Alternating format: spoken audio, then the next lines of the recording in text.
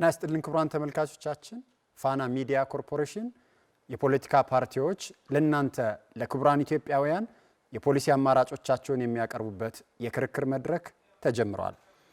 የዚህ ሳምንት የፋና መድረክ የፖለቲካ ፓርቲዎች የሚከራከሩበት ርዕሰ ጉዳይ የጤና ፖሊሲ ነው። በሚቀጥለው 5 ዓመታት ውስጥ ኢትዮጵያን በጤናው ዘርፍ የት ያደርሷታል? ምን ይሰራሉ? ለየትኛው የህዝብ ጥያቄ ምን ምላሽ አላቸው? ክቡራንና ክቡራት 4 የፖለቲካ ፓርቲዎች በዚህ የክርክር ርዕሰ ጉዳይ ላይ የፖሊሲ አማራጮቻቸውን ወደ እናንተ ያደርሳሉ። ክቡራንና ክቡራት ለመላ ኢትዮጵያውያን በጤና ፖሊሲ ላይ ያላችሁን አማራጭ ለማቅረብ እዚህ ድረስ ስለመጣችሁ በመላ ኢትዮጵያውያን ስም እናመሰግናለን። ይህ የክርክር መድረክ 120 ደቂቃ ፍጆታ ይኖረዋል። እያንዳንዳቸው የፖለቲካ ፓርቲዎችም እኩል ደቂቃ ይሰጣቸዋል። በዚህ የክርክር መድረክ የሚሳተፉት ወይም የፖሊሲ አማራጮቻቸውን የሚያቀርቡት ፓርቲዎች 4 ናቸው። ብልጽግና ፓርቲ፣ ነጻነትና እኩልነት፣ የኢትዮጵያ ዜጎች ለማህበራዊ ፍትህ ኢዜማና ትብብር ለኢትዮጵያ አንድነት።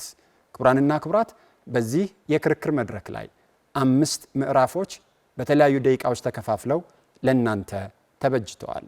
የመጀመሪያው 5 ደቂቃ የሚሰጥበት የመግቢያ ንግግር የምታቀርቡበት ነው። ሁለተኛው ምዕራፍ ከዚህ ከመድረክ ለሚነሱ ጥያቄዎች ምላሽ የሚሰጡበት ነው። ለእያንዳንዳችሁ 12 ደቂቃ ተፈቅዷል። በሶስተኛው ምዕራፍ እርስ በርስ ትጠያየቃላችሁ። ጥያቄ ማቅረቢያ 2 ደቂቃ ይፈቀድላችኋል። አራተኛው ምዕራፍ ለቀረበላችሁ ጥያቄ ምላሽ የሚሰጡበት ነው። የሚኖራችሁ ደቂቃ በቀረበላችሁ ጥያቄ ልክ በ2 ደቂቃ ተባስቶ ለእናንተ የሚሰጥ ይሆናል። የመጨረሻውና 5ኛው ምዕራፍ ደግሞ እናንተ ክቡራን የ4ቱ የፖለቲካ ፓርቲ ተወካዮች በንባብ ወይም ደግሞ በንግግር የማጠቃለያ ሐሳባችሁን የምታቀርቡበት ነው። ክቡራን ተመልካቾቻችን፣ አድማጮቻችንና በመላው ዓለም በዲጂታል ሚዲያ ይህንን የፋና መድረክ የክርክር መርሃ ግብር የምትከታተሉ በዚህ ስፍራ ላይ 4ቱን ፓርቲዎች ወክለው ለክርክር የተሰየሙትን ተከራካሪዎች አስተዋውቃቸዋለሁኝ። ብልጽግና ፓርቲን በመወከል ወይዘሮ ሂክማ ከረድንና ዶክተር ደረጀ ዱግማ እዚህ ተገኝተዋል። ነጻነትና እኩልነት ፓርቲን በመወከል ወይዘሮ ነቢያ መሐመድና አቶ ከማል ሰይድ እዚህ ተገኝተዋል። የኢትዮጵያ ዜጎች ለማህበራዊ ፍትህ ኢዜማን በመወከል ዶክተር ሙሉዓለም ተገኘ ወርቅና ዶክተር ሰይፈ ገብርኤል ተሾመ እዚህ ከፊታችሁ ተገኝተዋል። ትብብር ለኢትዮጵያ አንድነትን በመወከል ደግሞ ረዳት ፕሮፌሰር ዝናብ አበራና ዶክተር ስመኘው አለምነው የፖሊሲ አማራጮቻቸውን ያቀርባሉ። ክቡራንና ክቡራት አብራችሁን ስለምትሆኑ እናመሰግናለን። ክቡራን ተከራካሪዎች የንግግር ቅደም ተከተላችሁ ባወጣችሁት እጣ ቅደም ተከተል መሰረት የሚከናወን ይሆናል። በዚህም መሰረት ብልጽግና ፓርቲ የመጀመሪያውን 5 ደቂቃ ተጠቅመው የመክፈቻ ወይም የመጀመሪያ ንግግሮትን ማቅረብ ይችላሉ። ወይዘሮ ሂክማ 5 ደቂቃ አለዎት። ውድ ኢትዮጵያውያን እንኳን ለ7ኛው ሀገራዊ ምርጫ በሰላም አደረሳችሁ። ፓርቲያችን ብልጽግና ሁለንተናዊ ብልጽግናን ለማረጋገጥ በኢኮኖሚ በማህበራዊና በፖለቲካ መስኮች ሰፋፊ ስራ እየሰራ ይገኛል። ማህበራዊ ዘርፍ አካል የሆነውን የጤናው ዘርፍ ጤናማና አምራች ዜጋ እንዲፈጠር በማድረግ ጠንካራ ኢኮኖሚ እንድንገነባ ከማስቻል ባለፈ ሰብአዊ ልዕልናን ለማረጋገጥ ከፍተኛ አስተዋጽኦ ያደርጋል። ሀገራዊ ብልጽግና ሊሳካ የሚችለው በአካል የጠነከረ በአእምሮ የዳበረ ጤናማ ማህበረሰብ ሲኖር ነው ብሎ ብልጽግና ጽኑ እምነት አለው። በመሆኑም የጤናው ሴክተር ህመምን፣ ሞትን በመቀነስ ለሌሎች ዘርፎች ምርታማነት ማደግ ከፍተኛ ግብዓት ሲሆን እንደ ሀገር ከሚመዘገበው እድገት ዋነኛ ተጠቃሚ ነው። ፓርቲያችን ብልጽግና የስነ ህዝብ ለውጥ በዓለም አቀፍ ክስተት በአግባቡ በመገምገም ለ31 ዓመታት የቆየውን መከላከልን ብቻ መሰረት ያደረገው የጤና ፖሊሲ በመከለስ በሽታ መከላከልና አክሞ ማዳንን አገልግሎቶቹን ሚዛን በጠበቀ መልኩ ትኩረት እንዲያገኙ መሳ ለመሳ እንዲተገበሩ አድርጓል። በማህበረሰብ ተሳትፎ ከተሞቻችን ጽዱ በማድረግ ጽዱ ኢትዮጵያ ንቅናቄ በጤና ተቋማት ውስጥ በመተግበር እንዲሁም የአኗኗር ዘይቤን በመቀየር የህዝባችንን ጤና በመጠበቅ እንደሚገባ ፓርቲያችን ጽኑ አቋም አለው። በመሆኑም የጤና አገልግሎት ተደራሽነት፣ ፍትሐዊነትና ጥራት ለማረጋገጥ የኢትዮጵያ ሞዴል የሆነውን የጤና ኤክስቴንሽን ፕሮግራም ጥናት ላይ ተመርኩዘን በማሻሻል የጤና ኬላ፣ የጤና ጣቢያ አገልግሎቶች እንዲሻሻሉ በማድረጋችን የመከላከል ስራችን ጠንክሯል። የጤና ስርዓቱ ለድንገተኛ ጤና አደጋዎች፣ ወረርሽኞች የማይበገርና ፈጣን ምላሽ መስጠት የሚያስችል ሆኖ በሽታ መከላከልንና መቆጣጠርን በትኩረት በመስራት የበሽታዎችን ቅኝት ስርዓት በማዛመን የላቦራቶሪ አቅማችንን በማጎልበት በጥናትና ምርምር የተደገፈ ስራ እየሰራን እንገኛለን። የእናቶችና ህጻናት የሀገር ምሰሶ በመሆናቸው ፓርቲያችን የእናቶችና ህጻናትን ጤና ማሻሻል የጤናው ሴክተር ቁልፍ አጀንዳ አድርጎ ሰርቷል። ተነሳሽነትና ብቃት ያለው የጤና ባለሙያ የጤናው ዘርፍ የጀርባ አጥንት እንደሆነ ፓርቲያችን ጽኑ እምነት አለው። በጤናው ሴክተር ውስጥ ያሉ ባለሙያዎች በተለያዩ ደረጃ የሙያ ማሻሻያና ስፔሻሊቲ ኮርሶችን በማስገባት በማሰልጠን የባለሙያና የህዝብ ምጥጥንን ማሻሻል ተችሏል። በዚሁ አጋጣሚ ሀገሩንና ህዝቡን በማገልገል ኃላፊነቱን እየተወጣ ያለው አብዛኛው ባለሙያ ከራሱ ኑሮና ከቤተሰቡ ይልቅ ለሙያው ተገዢ በመሆን በማይመች የስራ አካባቢ ሳይቀር ሰፊ ጥረት አድርጓል። ፓርቲያችን የጤና ባለሙያዎቻችን የምትከፍሉትን መስዋዕትነት ይረዳል። የሚያደርጉትን ትጋት እናደንቃለን። የምትከፍሉትንም ዋጋ እናከብራለን።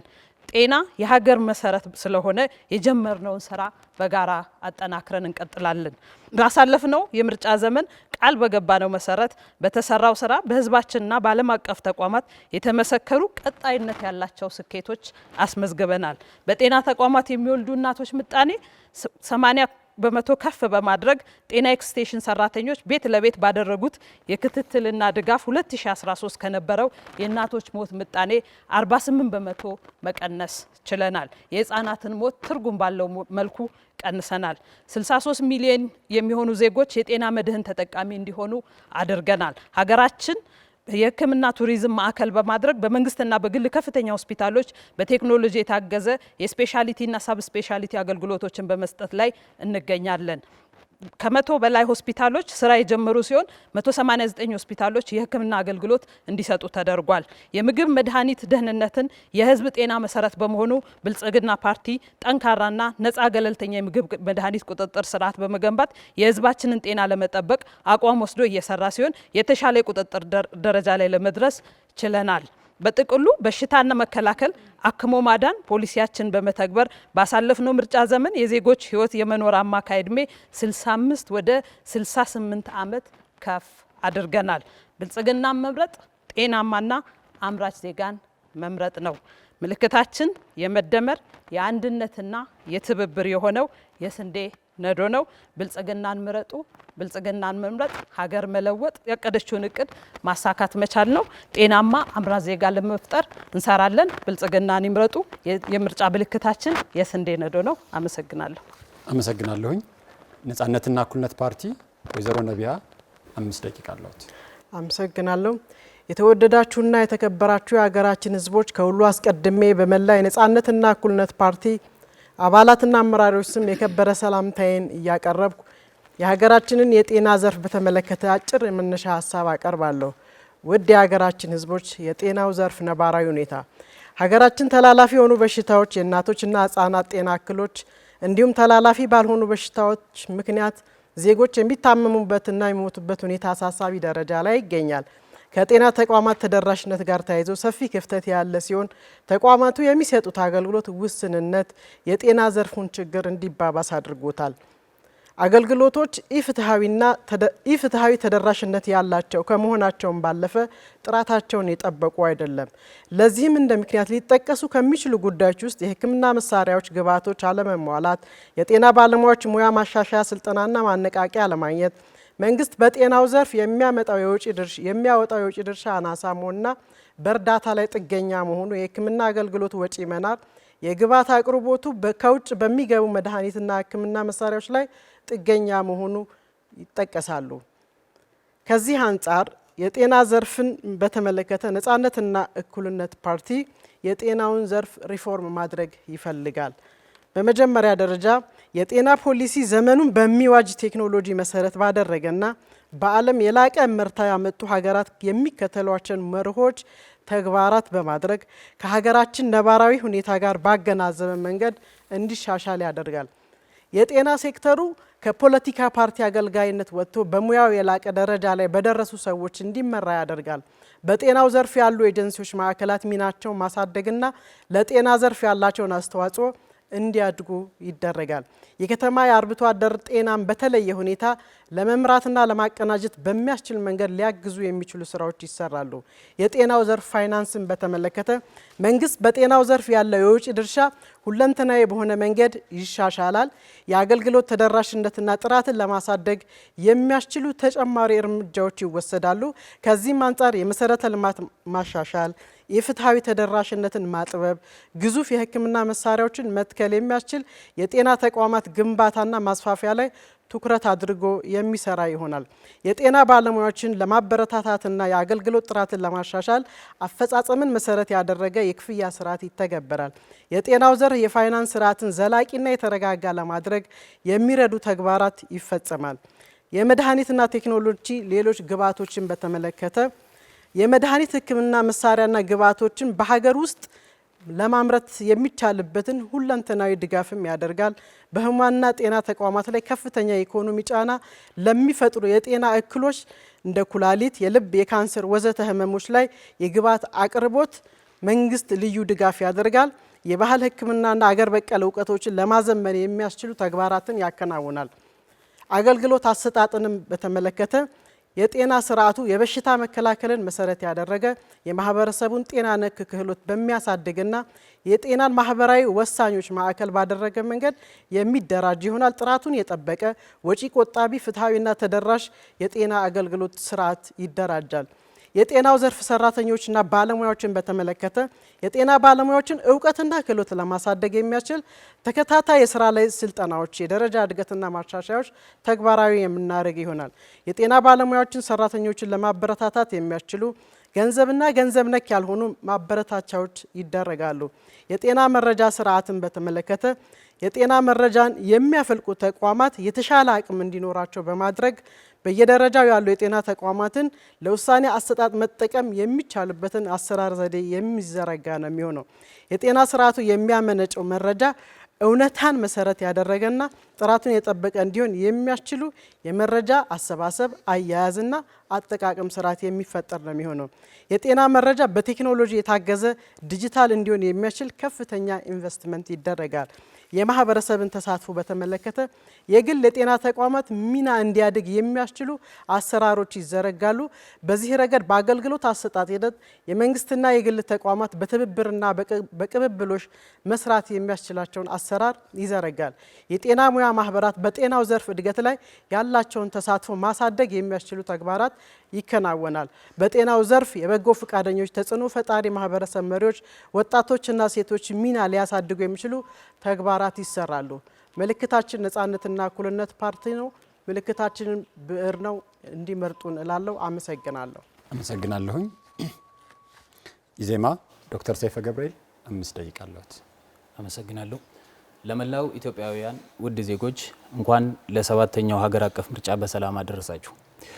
ኢዜማ የጤናው ዘርፍ የማህበራዊ ፍትህ ፍልስፍና ማዕዘን ነው ብሎ ያምናል። ኢዜማ የጤናን ፖሊሲ አቅጣጫዎች ለማስቀመጥ ጤናን ሙሉ በሆነ መልኩ መተርጎም አስፈላጊ ነው ብለን እናምናለን። ከጤና አገልግሎት አንጻር ብቻ በተቃኘ ፖሊሲ ላይ ተመርኩዞ ዜጎችን ጤናማና አምራች ማድረግ አይቻልም። የኢዜማ የጤና ፖሊሲ ግብ በዜጎች ተሳትፎ ላይ የተመሰረተ የመንግስት ድጋፍና ክትትል ያልተለየው የተቀናጀ የጤና አስተዳደር ያለው መዋቅር በመገንባት ጤናማና በራሱ የሚተማመን አምራች ዜጋ፣ ቤተሰብና ማህበረሰብ ማፍራት ነው። የተቀናጀ የጤና አስተዳደር ስንል በኢዜማ አረዳድ ጤናን በሙሉነት በማየት ከሌሎች ዘርፎች ጋር አቀናጅተን በመስራት እስካልቻለን ድረስ ዜጎችን ጤናማና አምራች ማድረግ እንችላለን ብለን አናምንም። በአጠቃላይ ጤና ብለን ግብርናን ካላካተትን ከምግብ አቅርቦትና ተደራሽነት ጋር የተያያዙ ችግሮችን ልንፈታ አንችልም። ከንጹህ አቅርቦት ጋርም አያይዘን ሳንሰራ ውሃ ወለድ በሽታዎችን መከላከልም ሆነ መፈወስ የሚቻል አይደለም። ከአካባቢ ጥበቃና የአየር ንብረት ለውጥ እንዲሁም ከሰብአዊ መብት፣ ከትምህርት፣ ከባህልና ህዝባዊ ግንኙነት፣ የአካል ብቃት እንቅስቃሴ ጋር በተቀናጀ መልኩ ካልተሰራ ዜጎች ጤናማና ምርታማ ማድረግ የማይታሰብ ነው። ብልጽግና የሚመራው ጤናው ዘርፍ ያሉበት ማነቆዎችን በ5 ክፍል አጠቃለን ማየት እንችላለን። በዋነኝነትም መዋቅራዊና የሀብት ልማት ማነቆዎች መሆናቸውን እንረዳለን። እነሱም አንደኛ የሰው ሀብት ማነቆዎች፣ የባለሙያዎች እጥረት፣ ስደት፣ የተዛባ ስርጭትና በቂ ክፍያ የማያገኙ ጥቅማ ጥቅም የማይከበርላቸው በስራ ብዛት ጫና የዛሉ ባለሙያዎች የሞሉበት ዘርፍ ነው። ይህ ስር የሰደደ ችግር ባለሙያዎችን ምን ያህል እያስቆጣ እንዳለ ሁላችን የምናውቀው ሀቅ ነው። ሁለተኛ ብቁ የጤና ባለሙያ የማፍራት ችግር፣ ጥራት ያለው ስልጠናና ብቁ ማሰልጠኛ ተቋማት አለመኖር ብቃትና ስነ ምግባር የተላበሰ ባለሙያ ማፍራት እንዳይችል ያደረገ ሲሆን ለማህበረሰቡም ጥራት ያለው ሕክምና አገልግሎት መስጠት እንዳይቻል አድርጎታል። ሶስተኛው የጤና አገልግሎት አቅርቦት ነው። ከተቋማት ግንባታ ስርጭትና ስብጥር ጋር በተያያዘ ማነቆዎቹ ፍንትው ብለው የሚታዩ ናቸው።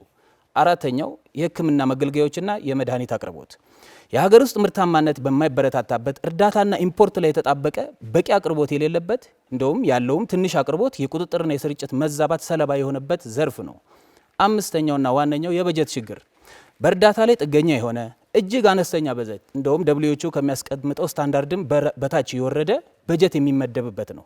ኢዜማ እነዚህን 5 ዋና ዋና የሚላቸው ማነቆች በአግባቡ በመረዳት ማህበራዊ ፍትህ ፍልስፍናን መነሻ አድርጎ ጤናን መሰረታዊ ነው ብሎ በማመን በመረዳትም እኩል እድልና ፍትሃዊነትን በተላበሰ መልኩ የተቀናጀ የጤና አስተዳደር ያለው የጤና ፖሊሲ መርሃ ግብር በማድረግ የማህበረሰቡን የጤና ፍላጎትና ምኞት እውን ለማድረግ የሚያስችል ስምም እንዲሁም ደግሞ የጠራ ረዳድ ያለው የጤና ፖሊሲ አለው ቀርጿል። ሁሉን አቀፍ ለሰው ልጆች ጤና ድንጋጌ መብት ወይም ደግሞ ዩኒቨርሳል ዲክላሬሽን ፎር ሂውማን ራይት አንቀጽ 25 ሁሉም ሰው ከነቤተሰቡ ደረጃውን በጠበቀ ጤናና በተሟላ ደህንነት የመኖር መብት አለው ይላል። ድንጋጌው በዘረዘረው መጠን ለዜጎች ጤናቸውን እውን ለማድረግና ዜጎችን ቤተሰብና ማህበረሰብን የጤና ፍላጎቶችን ምኞቶችን በተሟላ መልኩ ለማሳካት የአንድ ሀገር የጤና አገልግሎት መዋቅር የዜጎችን የቤተሰብና የማህበረሰብን የጤና ደረጃ ማሻሻል ይኖርበታል። ማህበረሰቡን ለህመም የሚዳርጉ መንስኤዎች ለመከላከል ብቁ መሆን አለበት። በሕክምና ምክንያት ማህበረሰቡ አላስፈላጊ ለሆኑ ወጪዎች እንዳይደረግ መከላከልም ይኖርበታል። ፍትሃዊ የሆነ ሰው ተኮር አገልግሎቶችን እውን ማድረግና የማህበረሰቡ አባላት ህይወታቸውንና ኑሯቸውን በሚመለከቱ ጉዳዮች ሁሉ ሙሉ ተሳትፎ የማድረግ መብታቸውን ማክበር አለበት ብለን እናምናለን። በኢትዮጵያ የጤናው ዘርፍ ግዴታዎቹን በአግባቡ እንዲወጣ ለማስቻል ኢዜማ የጤና አገልግሎት ዘርፉን የፈውስ የጤና አገልግሎት ወይም ኩሬቲቭ ሄልዝ ኬር እና ማህበረሰብ ጤና አገልግሎት ወይም ፕሮሞቲቭ ኤንድ ፕሬቨንቲቭ ሄልዝ ኬር በማለት በሁለት ዋና ዋና ክፍሎች በመክፈል ወደ ተግባር ይገባል። አሁን ባለው ተጨባጭ የዓለም ሁኔታ በተረጅነት መንፈስ የሌሎችን እርጥባን እየጠበቅን መቀጠል ለምን አይነት አደጋ ሊያጋልጠን እንደሚችል በቅርቡ የአሜሪካ መንግስት ያሳለፋቸውን ውሳኔዎች ከዛ ልንማር ይገባል። የጤናውን ዘርፍ ሉዓላዊነት ለማረጋገጥ የሚቻለው የጤናውን ዘርፍ የተቀናጀ የሀብት ልማት በማጠናከር ከመንግስትና ከዓለም አቀፋዊ ስምምነቶች የሚገኘውን ሀብት በአግባቡና ኃላፊነት በተሞላ መልኩ በመጠቀም የግል ባለሀብቱ ከጤናው ዘርፍ የሚጫወትን ሚና ከፍ በማድረግና በግል የተቋቋሙትም የጤና ተቋማት በተጨማሪ በህዝብ የጤና ተቋማት ውስጥ ከፍተኛ በጀት የሚጠይቁትን እንደ ላቦራቶሪ፣ ዲያግኖስቲክ ሰርቪስ፣ ሌሎችንም የመድኃኒት አቅርቦችን መሰል ነገሮች በኃላፊነት እንዲሰሩ ምቹ ሁኔታ በመፍጠርና ዜጎች ለጤናቸው ኃላፊነት በመውሰድ የጤና መር ዜጋ መር የጤና ዋስትና ወይም ሲቲዝን ሌድ ሄልዝ ኢንሹራንስን ከመንግስት ጣልቃ ገብነት ውጪ በሆነ መልኩ እናስተገብራለን። ድርጅታችን ኢዜማ ማህበራዊ ፍትህ ፍልስፍናው ፍንትው አድርጎ ከሚያሳዩት ካሉ ጠንካራ ፖሊሲዎች አንዱ የጤና ፖሊሲው ነው። ሚዛንን ይምረጡ። ምልክታችን ሚዛን ነው። ሚዛናዊ አስተሳሰብ ለሚዛናዊ መፍትሄ ተጠናቋል። አመሰግናለሁ። ትብብር ለኢትዮጵያ አንድነት ረዳት ፕሮፌሰር ዝናቡ 5 ደቂቃ አለዎት። አመሰግናለሁ። የተከበርክ የኢትዮጵያ ሕዝብ ሆይ ከፊታችን የአንተን የተከበረና ታሪካዊ ውሳኔ የሚሻቀን እየመጣ ነው። ግንቦት 24 ቀን 2018 ዓ.ም የሚደረገውን 7ኛውን ሀገራዊ ምርጫ ምክንያት በማድረግ የምረጡን የፖሊሲ አማራጭ ማቅረቢያ ቅስቀሳ በመጀመሩ ዛሬ ትብብር ለኢትዮጵያ አንድነት ለኢትዮጵያ በማለት የኢትዮጵያ ሕዝባዊ አብዮታዊ ፓርቲ ኢህአፓ፣ መላው የኢትዮጵያ አንድነት ድርጅት መኢአድ፣ እናት ፓርቲና ሌሎችም በመተባበር የመሰረቱትን ቅንጅት ወክዬም የትብብራችን የጤና ፖሊሲና የወደፊት አቅጣጫ ለማቅረብ እዚህ የፊታችሁን ለመቆም እድል በማግኘቴ እግዚአብሔርን አመሰግናለሁ። ፋና ብሮድካስትም ይህንን የክርክር መድረክ በማዘጋጀቱ ሊመሰገን ይገባዋል። በአግባቡ የተደራጀ ለሁሉም ዜጎች እኩል ተደራሽ የሆነና ጥራቱን የጠበቀ የጤና አገልግሎት ለአንድ አገር ሁለንተናዊ እድገት በተለይ ከትምህርት ዘርፉ ጋር በቅርበትና በመናበብ በመስራት ጤናው የተጠበቀ የሰለጠነና አገር ወዳድ ዜጋ ማፍራትና ለስራ ማብቃት የማያጠያይቅ የመንግስት ኃላፊነት መሆኑን እየገለጽን የህዝባችን የጤና አገልግሎት ተጠቃሚነት በምን ላይ እንደሚገኝና የተስተዋሉ ችግሮችን ከማንሳቴ በፊት የጤና ዘርፉ የሚሰራበትን የሀገራችን የፖለቲካ አውድ ትንሽ ማለት ግድ ይለኛል። ብልጽግና ማለት ኢህአዴግ ሲቀነስ ህወሓት ከመሆኑን ባሻገር ኢህአዴግ የጀመረውን የከፋፍለ ግዛ ወይም ደግሞ ዲያቦሊክ ፖሊሲ ያስቀጠለ በመሆኑም የዛሬዎቹ የብልጽግና አመራሮችና አባላት የትናንትና የኢህአዴግ ፖሊሲ አስፈጻሚዎች እንደነበሩ መዘንጋት የለብንም። የጤና ሚኒስቴርም ይህንኑ የተዛባ ፖሊሲ ይዞ የቀጠለ በመሆኑ በችግሮች ችግሮቹ ያሳብቁበታል። የጤናው ዘርፍ በተደራራቢ ችግሮች የተተበተበ ብቻ ሳይሆን በአገሪቱ በሚደረግ ስርዓት ወለድ ጦርነት የጤና ተቋማት ማውደምና የጤና ባለሙያዎች ሕይወት ማለፍ የዘርፉን አገልግሎት በእጅጉ እንደገደበው ይታወቃል። የሀገራችን የጤና አገልግሎት ጥራትን ስናነሳ የጤና ተቋማት የተሟሉ የጤና ምርመራ ላቦራቶሪና በቂ መድኃኒት እንኳን ቢኖራቸውም የጤና ባለሙያው እጅ ካልታከለበት ባዶ ነው። የሰለጠነው ቁርጠኛና አገር ወዳዱ የጤና ባለሙያ በኮቪድ ጊዜ ራሱን ያስመሰከረው የጤና ባለሙያ ረሃበኝ በማለት በክብር የምናየውን ነጭ ጋዋኑን ለብሶ ጎዳና ላይ ተሰልፎ ማየት ሕሊናን ያደማል። ስርዓቱ የጤና ባለሙያዎችን ጥያቄ ሳይመለስ በዚሁ የሚቀጥል ከሆነ የወደፊት የሕክምና ሙያን የሚቀላቀሉ ወጣቶች ተስፋ በማጨለም ዘርፉን ሰው አልባ ያደርገዋል ብለን እንሰጋለን። በዚሁም ላይ ተጨምሮ ከቅርብ ጊዜ ወዲህ እጅግ የሰለጠኑ የሕክምና ባለሙያዎች አገሪቱን የለቀቁ ወደ ውጭ መሄዳቸው የጤና ዘርፉን ማዳከም ብቻ ሳይሆን የወደፊቱ ማነቆ ይቀጥላል ብለን እንሰጋለን። በተለይ ከረጅም ጊዜ በዜጎች ላይ የደረሰው የአገዛዝ በደልና የኑሮ መዘበራረቅ ከወጣቱ ስራ አጦች ቁጥር ጋር ተዳምሮ የሚስተዋለው የአእምሮ ጤና ችግር ሳይወሳ መታለፍ የለበትም።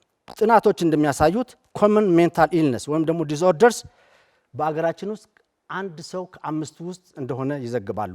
20% ወይም ደግሞ 20 ከመቶ የሚሆነው የአገሪቱ ዜጋ በአእምሮ ጤና ችግር ውስጥ ተዘፍቆ ይገኛል። በተለይ አሃዝ ሴቶች ላይ ይጸናል። የአእምሮ ጤና ችግር ለምርታና ምርታማነት ወደ ኋላ መቅረት ብቻ ሳይሆን የህፃናትን የትምህርት መቀበል አቅማቸውን በማዳከም አጠቃላይ የፈጠራ ውጤትን ይሰርቃል። የጤና ባለሙያ የኑሮ ሁኔታ ብናነሳ በ1980 ዓ.ም አንድ የጤና ባለሙያ ወይም ጀነራል ፕራክቲሽነር ልክ እንደተመረቀ 835 ብር ይከፈለው ነበር በወር ደሞዝ። ይህ በነበረው የዶላርና የብር ምንዛሬ ስናሰላው $400 ያገኝ ነበር። ዛሬ ግን 15000 ይከፈለዋል እንኳን ብንል በ150 የዶላርና የብር ምንዛሬ ደሞዙ $100 ብቻ ይሆናል። ይህ በአጭር ጊዜ ውስጥ መስተካከል የሚገባው ትልቅ የአገሪቱ ችግርና የጤናው ተደራሽነትና ጥራትን ካጎደሉብን ነገሮች ናቸው ብለን በአንክሮ እናነሳለን። የአገሬ ሕዝብ ሆይ በሚቀጥለው መንግስት እንድንሆን እድሉን ብትሰጠን ሁለንተናዊ ልማት፣ መልካም አስተዳደር፣ ሰላምና የማህበረሰብ ደስተኝነትን የሚያረጋግጥ አማራጭ ፌዴራል አስተዳደር ፖሊሲ የቀረጽ መሆናችንን ቀጣይ የሚኖሩን ክርክሮች ላይ ልንገልጽ እንወዳለን። ምርጫው የተሳካ እንዲሆን ምኞታችንን እንገልጻለን። ክቡራንና ክቡራት፣ የመጀመሪያው ምዕራፍ የክርክር ጊዜ ተጠናቋል። ወደ ሁለተኛው ምዕራፍ እናልፋለን።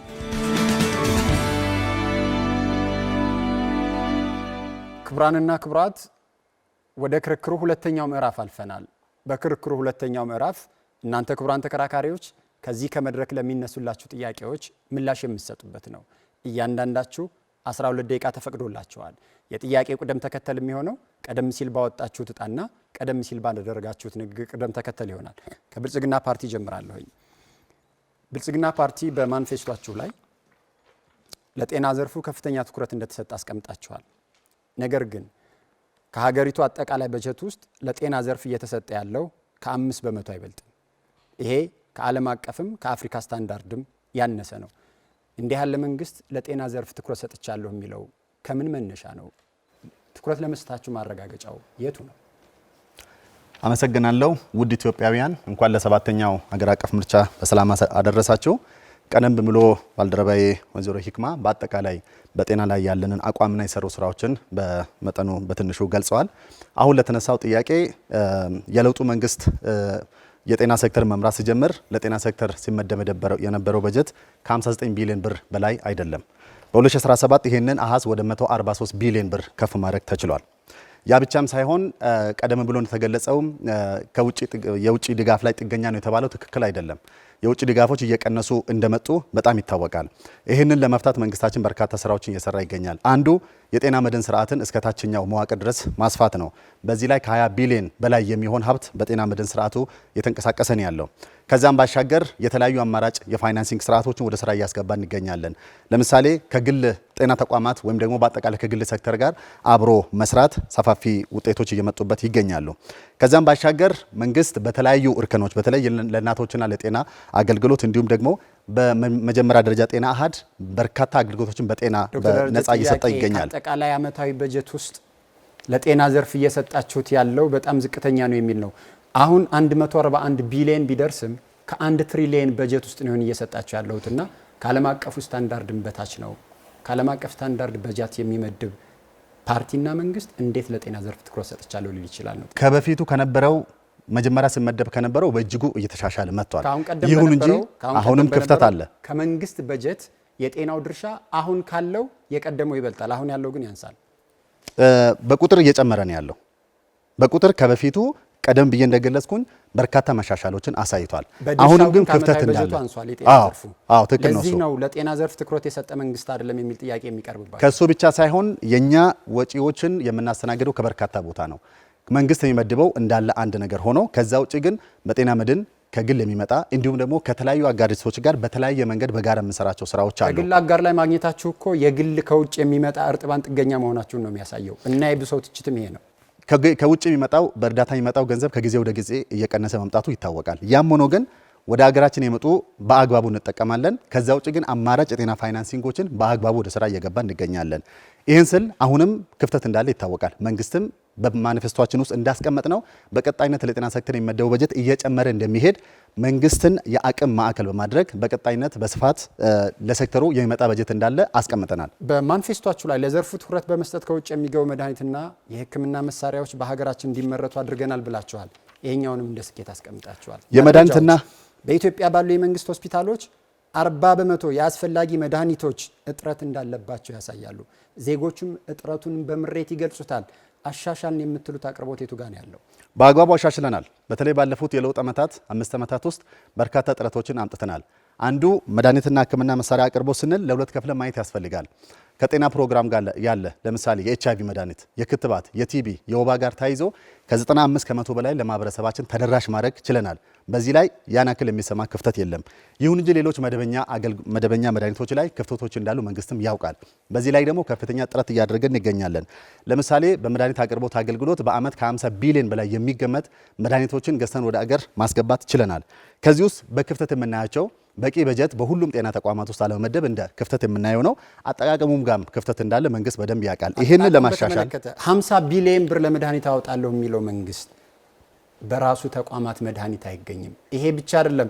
በመንግስት ተቋማት ብቻ ሊገኙ የሚገባቸው መድኃኒቶች በመንግስት ሳይገኙ አጠገባቸው ባሉ የግል ተቋማት ውስጥ ይገኛሉ። መድኃኒት ላይ የአጠቃቀም ችግር፣ ምዝበራ፣ ሙስና፣ የመንግስትና የህዝብ ሀብት በማይገባቸው ሰዎች እጅ እንዲገኝ ምክንያት ሆናል። የቱ ጋር ነው የቁጥጥር ስርዓታችሁ? በሚገባ እየተሰራ ነው ያለው። አንደኛው የአገር ውስጥ የማምረት አቅማችንን በእጅጉ ከፍ አድርገናል። በፊት 8% የነበረው የዛሬ 5 ዓመት አሁን ከ41% በላይ የሚሆን መድኃኒቶች በአገር ውስጥ እየተመረቱ ነው ያለው። ለዚህ ደግሞ መንግስት ከፍተኛ ድጋፍ ለአምራቾች እያደረገ ነው ያለው።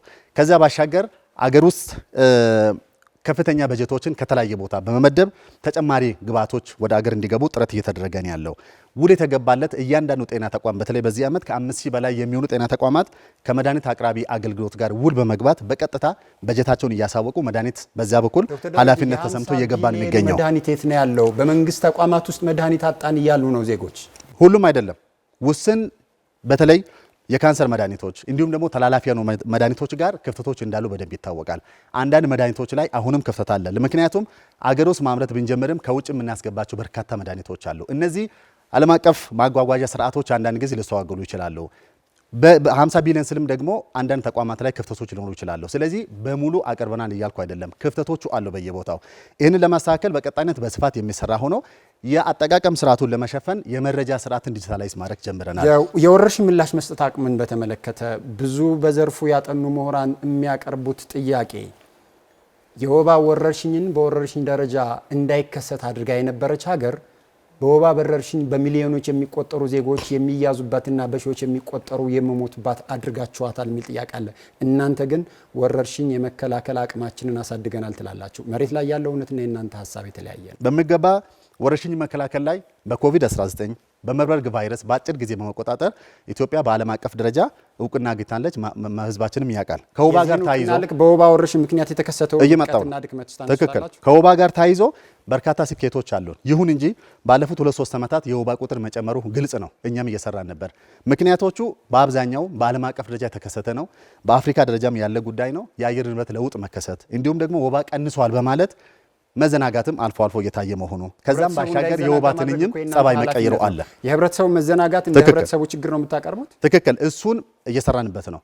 ያም በመስራታችን በዚህ ሰዓት ላይ ካየን ከዛሬ 2 ዓመት በታች አድርገናል። የወባ ወረርሽኝ ሙሉ በሙሉ በዚህ ዓመት ለመቆጣጠር ጥረት ተደርጓል። የተወሰኑ ወረዳዎች ላይ ካልሆነ በስተቀር በአብዛኛው በዚህ ሰዓት ላይ ማህበረሰባችንም ያውቃል። ማህበረሰቡን አሳብረን የሰራ ነው። የወባ ወረርሽኝ በእጅጉ ቀንሷል። መቆጣጠር ችለናል። መሀል ላይ የተፈጠሩ ችግሮችን በአግባቡ ሰርተንበታል። ከማህበረሰባችን ጋር አብረን የሰራ ነው ስራ ነው። በርካታ ዜጎች የግል ሕክምና ተቋማት የሚሰጡት አገልግሎት በጣም ውድ ከመሆኑ የተነሳ መዳን በሚችል ህመም መሞትን ለመጠበቅ ተገደናል ይላሉ። የግል ተቋማት ደግሞ ተመጣጣኝ የሆነ ክፍያ እንዳናስከፍል መንግስት የህክምና ተቋማትን ለመስራት የሚያስችል መሬት አያቀርብልንም። የሚጣልብን ግብርና ቀረጦችም ከፍተኛ ናቸው። ለነዚህ ሁለት የተቃረኑ ሀሳቦች ምንድነው የምትሰጡት ምላሽ? ብልጽግና ፓርቲ ለመንግስት ዘርፉ ከፍተኛ ትኩረት እየሰጠ ነው የሚገኘው። ከ28000 በላይ የግል ጤና ተቋማት በአገራችን እየሰሩ ነው ያለው። ከመንግስትም በላይ ሰፋፊ ቁጥር አላቸው። ድጋፉ ውስንነት አለው፣ ትክክል ነው። ግን በተለይ በአዲስ አበባ ላይ መሬት እንዲያገኙ እየተደረገ ነው ያለው። ተባብሮ አንድ ላይ ተቀናጅቶ እየሰሩ ጥረት እየተደረገ ነው ያለው። መድኃኒትና ህክምና መሳሪያ ከውጭ ሲያስገቡ መጠነኛ ታክስ ብቻ ግብር ብቻ እንዲከፍሉ እየተደረገ ነው ያለው። ያረጋችሁ ከሆነ ዜጎች በከፍተኛ ሁኔታ ለከፍተኛ ክፍያ ሲዳረጉ ለምን አትቆጣጠሩም? የመንግስትን ሀብት የህዝብን ሀብት መሬት ከሰጣችሁ፣ ቀረጥ ከቀነሳችሁ፣ ግብር ከቀነሳችሁ ዜጎች ተመጣጣኝ ክፍያ አግኝተው እንዲታከሙ ለምን አታደርጉ? ትክክል ነው። በመንግስትና በግል መካከል ያለው የዋጋ ከፍተኛ ልዩነት አለው። ሁሉም ቦታ አይደለም። አንዳንድ የግል ጤና ተቋማት በአግባቡ ማህበረሰባችን መክፈል በሚችልበት ደረጃ የሚሰሩ አሉ። አንዳንድ ቦታ ደግሞ የተጋነነ ወጪ የሚያስከፍሉ አሉ። እሱን የምንቆጣጠር ይሆናል። ለምንድን ነው እሱን ኃላፊነታችሁን ያልተወጣችሁት ነው? እርምጃ የተወሰደበት አለ። አንዳንድ ቦታ ላይ የተዘጉ ጤና ተቋማት አሉ፣ የግል ጤና ተቋማት አሉ። በቂ አይደለም። ጤና ሴክተር ከሌሎች ሴክተሮች ጋር በመሆን የቁጥጥር ስርዓታችንን እያጠናከርን እያየን የምንሄድ እንደሆነ መናገር ፈልጋለሁ። ዶክተር ደረጀ በኢትዮጵያ የሐኪም ታካሚ ጥምርታ 1 ለ10 ሺና ከዛ በላይ መሆኑን መረጃዎች ያሳያሉ። በአንጻሩ ከ3000 በላይ ሐኪሞች በመንግስት ሆስፒታሎች የመቀጠር እድል አጣን ብለው ስራ አጥተው ይንከራተታሉ። የሐኪም እጥረት ባለበት ሀገር እንዴት ሐኪሞች ስራ ያጣሉ? ምንድነው እየሰራችሁ ያላችሁት የሚል ጥያቄ አለ። ለሐኪሞቻችን እንዲሁም ደግሞ ለአጠቃላይ ጤና ባለሙያ እኔም ምስጋናዬን ማቅረብ ፈልጋለሁ። በተለያዩ ሁኔታዎች ውስጥ ሆናችሁ የዜጎቻችሁን ጤና የምትጠብቁት እጅግ እናመሰግናለን። ባለፉት 5 ዓመታት ብቻ ከ150 ሺህ በላይ ጤና ባለሙያዎችን አስተምረን ወደ ስራ ማስገባት መቅጠር ችለናል። አሁንም ክፍተት እንዳለ አንዳንድ ቦታ ላይ ይታያል። እሱንም ደግሞ መንግስት ተጨማሪ በጀቶችን በማምጣት እየቀጠረ ነው የሚገኘው። በተለይ መንግስት ብቻም ሳይሆን ከተለያዩ ሀብቶችን በማሰባሰብ ከአጋሪሶቻችን ጭምር በተለያዩ ቦታዎች ላይ አሁን ስራ እየፈለጉ ያሉትንና የሐኪም እጥረት ባለበት ሀገር ስራ ፈተው የተቀመጡትን ሐኪሞች በሚቀጥለው 5 ዓመት ውስጥ ምን ያህል ትቀጥራላችሁ? ሙሉ በሙሉ እንቀጥራለን። በተለይ ደግሞ መንግስት ሐኪሞችን ብቻ አይደለም ስፔሻሊስቶችን በየአመቱ ከ2000 በላይ ስፔሻሊስቶችን የሚያስተምር ብቸኛ በአህጉሩ ላይ ያለ አገር ነው ኢትዮጵያ። ለጎረቤት ሀገራት ጭምር የምናስተምር ነው። በሚቀጥሉት ሙሉ በሙሉ ለመቅጠር ጥረት ይደረጋል። ግን መንግስት ብቻም ሳይሆን ግሎችም ሌላ ቦታ ላይ ይቀጠራሉ። ሐኪሞች የሕክምና ሙያ ላይ ሆነን እየሰራን በእለት የምንበላው እስክናጣ የምናድርበት ቤት እስካይኖርን ድረስ ተቸገርን። ሰው ለማዳን ተምረን ሰው እያከምን እያለን በሕክምና ጦት እየሞትን ነው ብለው በአደባባይ በተለያዩ መንገዶች ጥያቄ አቅርበዋል። እስካሁን አልመለሳችሁም። አሁንም ይሄ ጥያቄ አለ። ምንድነው ምላሻችሁ? የጤና ባለሙያዎችን ሕክምና አስመልክቶ በዚህ ዓመት ጀምረናል። ማህበራዊ ጤና መድን ወይም ደግሞ ሶሻል ኢንሹራንስ የሚባለው ጤና ባለሙያዎቻችን ሙሉ በሙሉ በጤና ተቋማት እንዲታከሙ ህግ ወጥቶ በዚህ ዓመት ተጀምሯል። በሚቀጥለው ዓመት ሙሉ መንግስት ሰራተኛ እንዲታከሙ እናደርጋለን። ከዛ ውጪ ግን መንግስት በቅርብ እንኳን ደሞዝ ማሻሻያ አድርጓል። ተፎካካሪ ፓርቲዎች ለምን ይህንን እንዳላመሰገኑ ገርሞኛል። ይህን እያደረገን ያለው መንግስት ደሞዝ አሻሽለዋል። እንደ ጤና ሴክተር ደግሞ ዲዩቲና የተለያዩ የማትጊያ ስርዓቶችን እያሻሻል እንገኛለን። የተጀመሩ ስራዎች አሉ። በቀጣይነት በተለይ የሚቀጥሉ 5 ዓመታት የመንግስትን አቅም ማዕከል ያደረገ ተጨማሪ ስራዎች እንደሚያስፈልጉ የበለጠ ሙያቸው እንደምናሻሽል፣ እንደምናሰለጥናቸው፣ እንደምንቀጥራቸውና ተጨማሪ መተጊያ ስርዓቶችን ወደ ስራ እናስገባለን። በሀገር ውስጥ ለመኖር የሚያስቸግርና የማያስችል ገቢ ከማጣት ባሻገር የሐኪሞች አያያዝ የተመቸ ባልሆነ ምክንያት ለመሰደድ ተገደናል፣ ለመሰደድም ተገደዋል ያሉ ሐኪሞች የአያያዝና የአስተዳደር ጥያቄ አላቸው። ምንድነው ምላሻችሁና ምን ታደርጋላችሁ? ከዚህ ጋር ተያይዞ ሐኪሞቻችን በአብዛኛው እኔንን ጭምር ጤና ሴክተር እየሰራን ያለነው ሐኪሞች ናቸው። በየደረጃው ተቋማትን እየሰሩ ያሉት የጤና ባለሙያዎች ናቸው፣ የፖለቲካ አባላት ናቸው። ቅድም የተባሉት ትክክል አይደለም። ጤና ሴክተር በሐኪሞችና በጤና ባለሙያዎች እየተመራን ያለው። ይሁን እንጂ ወደ ተለያየ አገር የሚሄዱ አሉ። ይህንን ለማስቀረት ሰፋፊ ጥረቶችን እናደርጋለን። በተለይ የግል ጤና አገልግሎት በመንግስት ጤና ተቋማት ውስጥ እንዲሰጥ ፕራይቬት ዊንግ ብለን እየሰራን ያለ ነው። ተጨማሪ አቅሞች እንዲፈጠሩ እናደርጋለን። በተለይ ደግሞ ከግልና ከመንግስት ጋር አብሮ ተባብረን በመስራት ወደ አገር ውስጥ እንዲቆዩ እናደርጋለን። 63 ሚሊዮን አደረሰን ትላላችሁ። አገልግሎቱ ግን ሰዎች የሚማረሩበት ነው። የማህበረ ፋርማሲ ወይም ኮሚኒቲ ፋርማሲ የሚባል ወደ ስራ አስገብተናል። ከ850 በላይ ኮሚኒቲ ፋርማሲዎች አሉን። የመንግስት ፋርማሲ ውስጥ የሌለውን እዛ ውጪ ፊት ለፊት ላይ ሄዶ እያገኙ እያደረግን ነው የምንገኘው። ትልቅ መሻሻል መጥቷል። ማህበረሰባችን ከየትኛውም ጊዜ በላይ ፋርማሲ ውስጥ ሄዶ አገልግሎት የማግኘት እንዲሁም ደግሞ የተሻለ አገልግሎት ማግኘት ላይ ከፍተኛ ለውጥ እየመጣን ያለው። ይሁን እንጂ በሚቀጥለው ይሄንን የማላቅ ስራ እንደ ፓርቲ የምንሰራ ይሆናል። ደቂቃዎች ተጠናቋል። አመሰግናለሁኝ። ነጻነትና እኩልነት ፓርቲ በማኒፌስቶአችሁ በተለያዩ የምርጫ ክርክሮቻችሁ ነጻነትና እኩልነት ፓርቲ ለዘብተኛ ሊብራል እንደሆነ ተናግራቸዋል። ለዘብተኛ ሊብራል የሆነው ነጻነትና እኩልነት ፓርቲ የጤናው ዘርፍ ላይ በስፋት እና በብዛት ማን እንዲሰራ ይፈቅዳል? መንግስት ወይስ የግሉ ዘርፍ? ነጻነትና እኩልነት ፓርቲ ለዘብተኛ ሊበራሊዝም ይከተላል ሲባል ቀኝና ግራ ዘመም ፖለቲካን ወደ መሀል በማምጣት ሞዴሬት የሆነ የፖለቲካ አመለካከት ኢትዮጵያ ውስጥ መምጣት አለበት ብለን ስለምናምን በዛ የተቃኘ የጤና ፖሊሲ እንዲኖረን እንፈልጋለን። ይህ ማለት የተቀናጀ የግልና የመንግስት አጋርነትና ሁሉንም ክፍተቶች መንግስትም የግሉም ዘርፍ በጋራ ሆኖ በጋራ ስኬት እንዲያመጣ እንፈልጋለን። ይህን ለማድረግ የቀረጽናቸው በርካታ የመፍትሄ ሀሳቦች አሉን ማለት ነው። ለዘብተኛ ሊብራል የሆኑ ሀገራት ከሁለቱም ከግራውም ከቀኙም መሀል ላይ ለመሆን በምታደርጉት ጥረት ውስጥ ከሚወስዷቸው እሳቤዎች ውስጥ አንዱ እንደ ጤና ባሉ ዘርፎች ላይ መንግስት ጥብቅ ቁጥጥር ያደርጋል፣ የግሉ ዘርፍ ግን ሴክተሩ ላይ ይሰማራል የሚል ነው። እንደዛ ነው የምታደርጉት ኢትዮጵያ ውስጥ? ነሰሰርሊ እንደዛ እናረጋለን ማለት አይደለም። እንደዛ ካላረጋችሁ ወይ ሂሳቢያችሁ ወይም ደግሞ አቋማችሁ ትክክል አይደለም።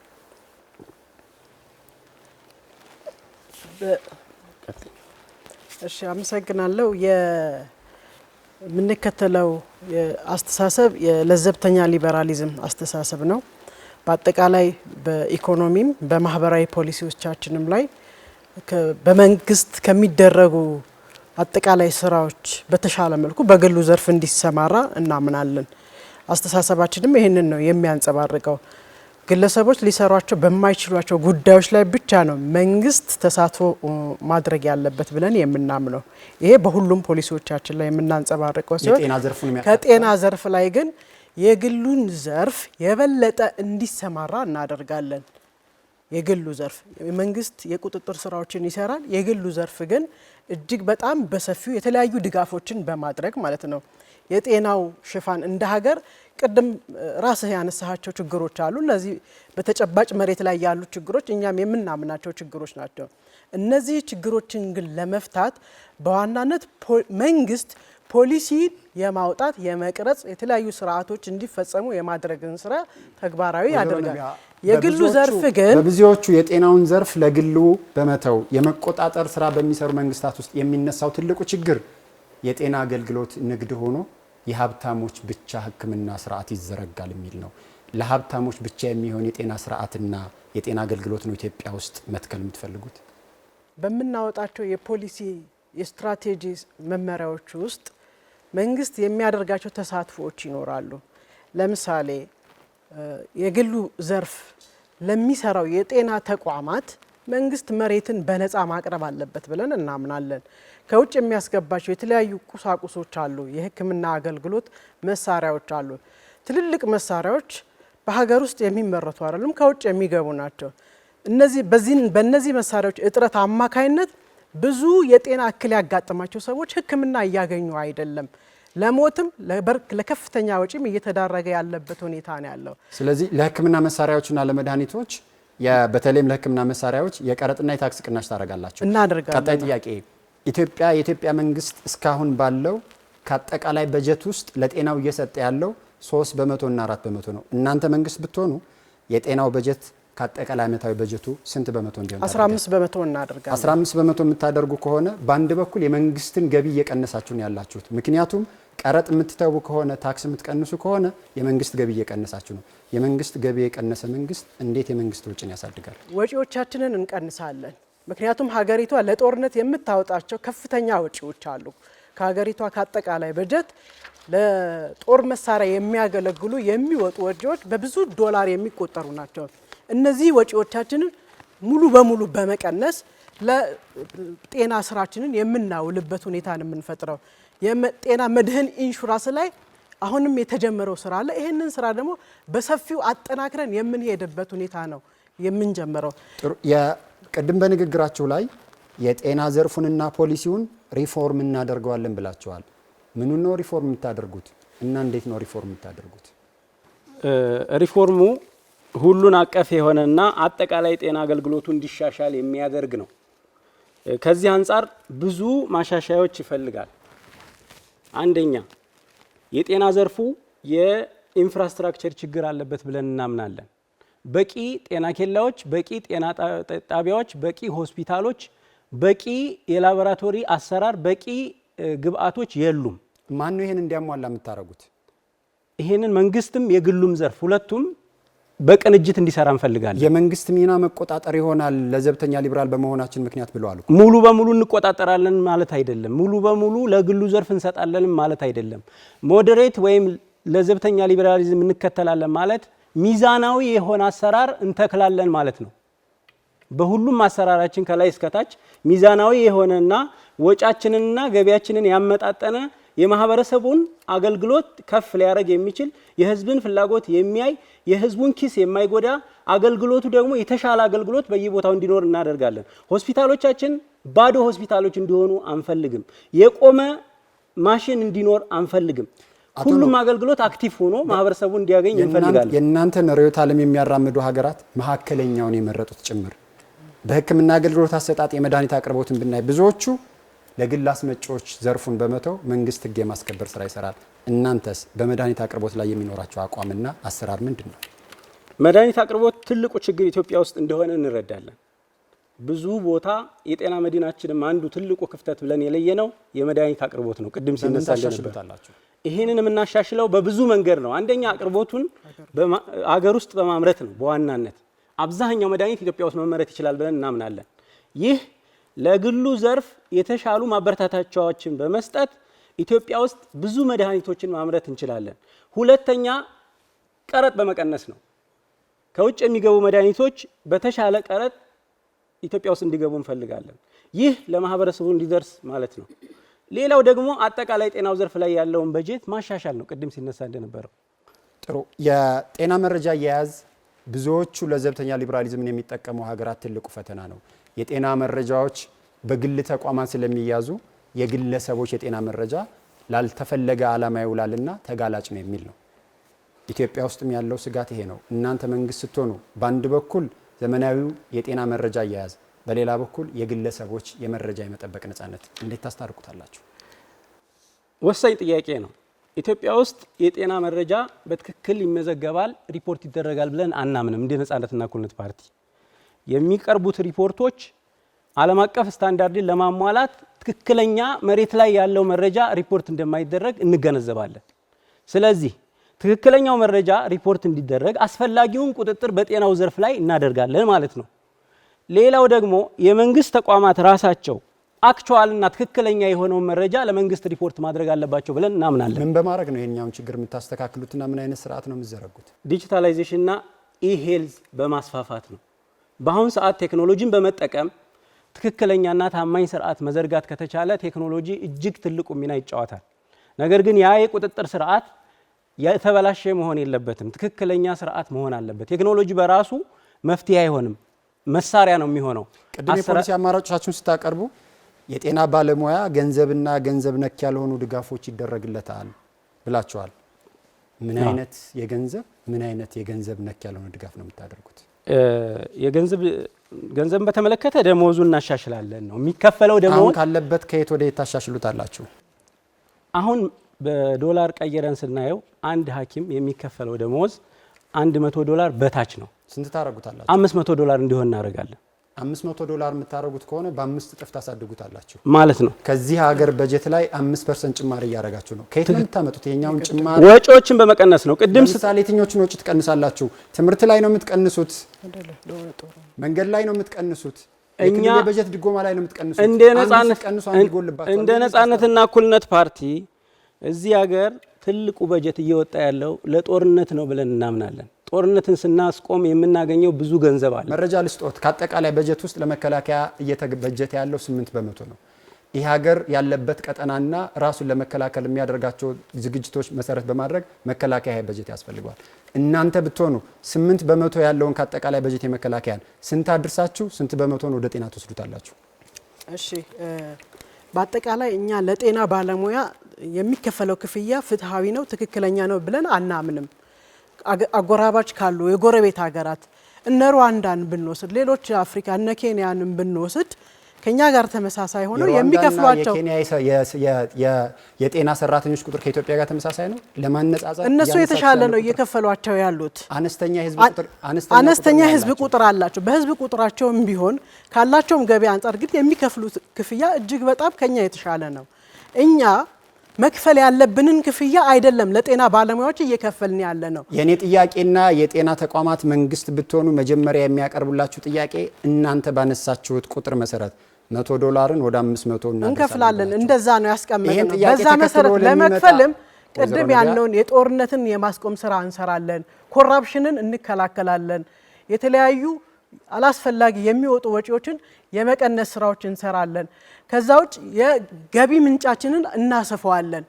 የገቢ ምንጭ አሟጠን እየተጠቀምን አገሪቷ ከምታመነጨው ኢኮኖሚ አይደለም ገቢ እየተሰበሰበ ያለው። አሁን $500 እናደርሳለን የሐኪሞችን ክፍያ ያላችሁትን ከ5 ወር በኋላ ይሄ ምርጫ ከተከናወነ በቀጣይ ዓመት ነው መንግስት የምትሆኑት።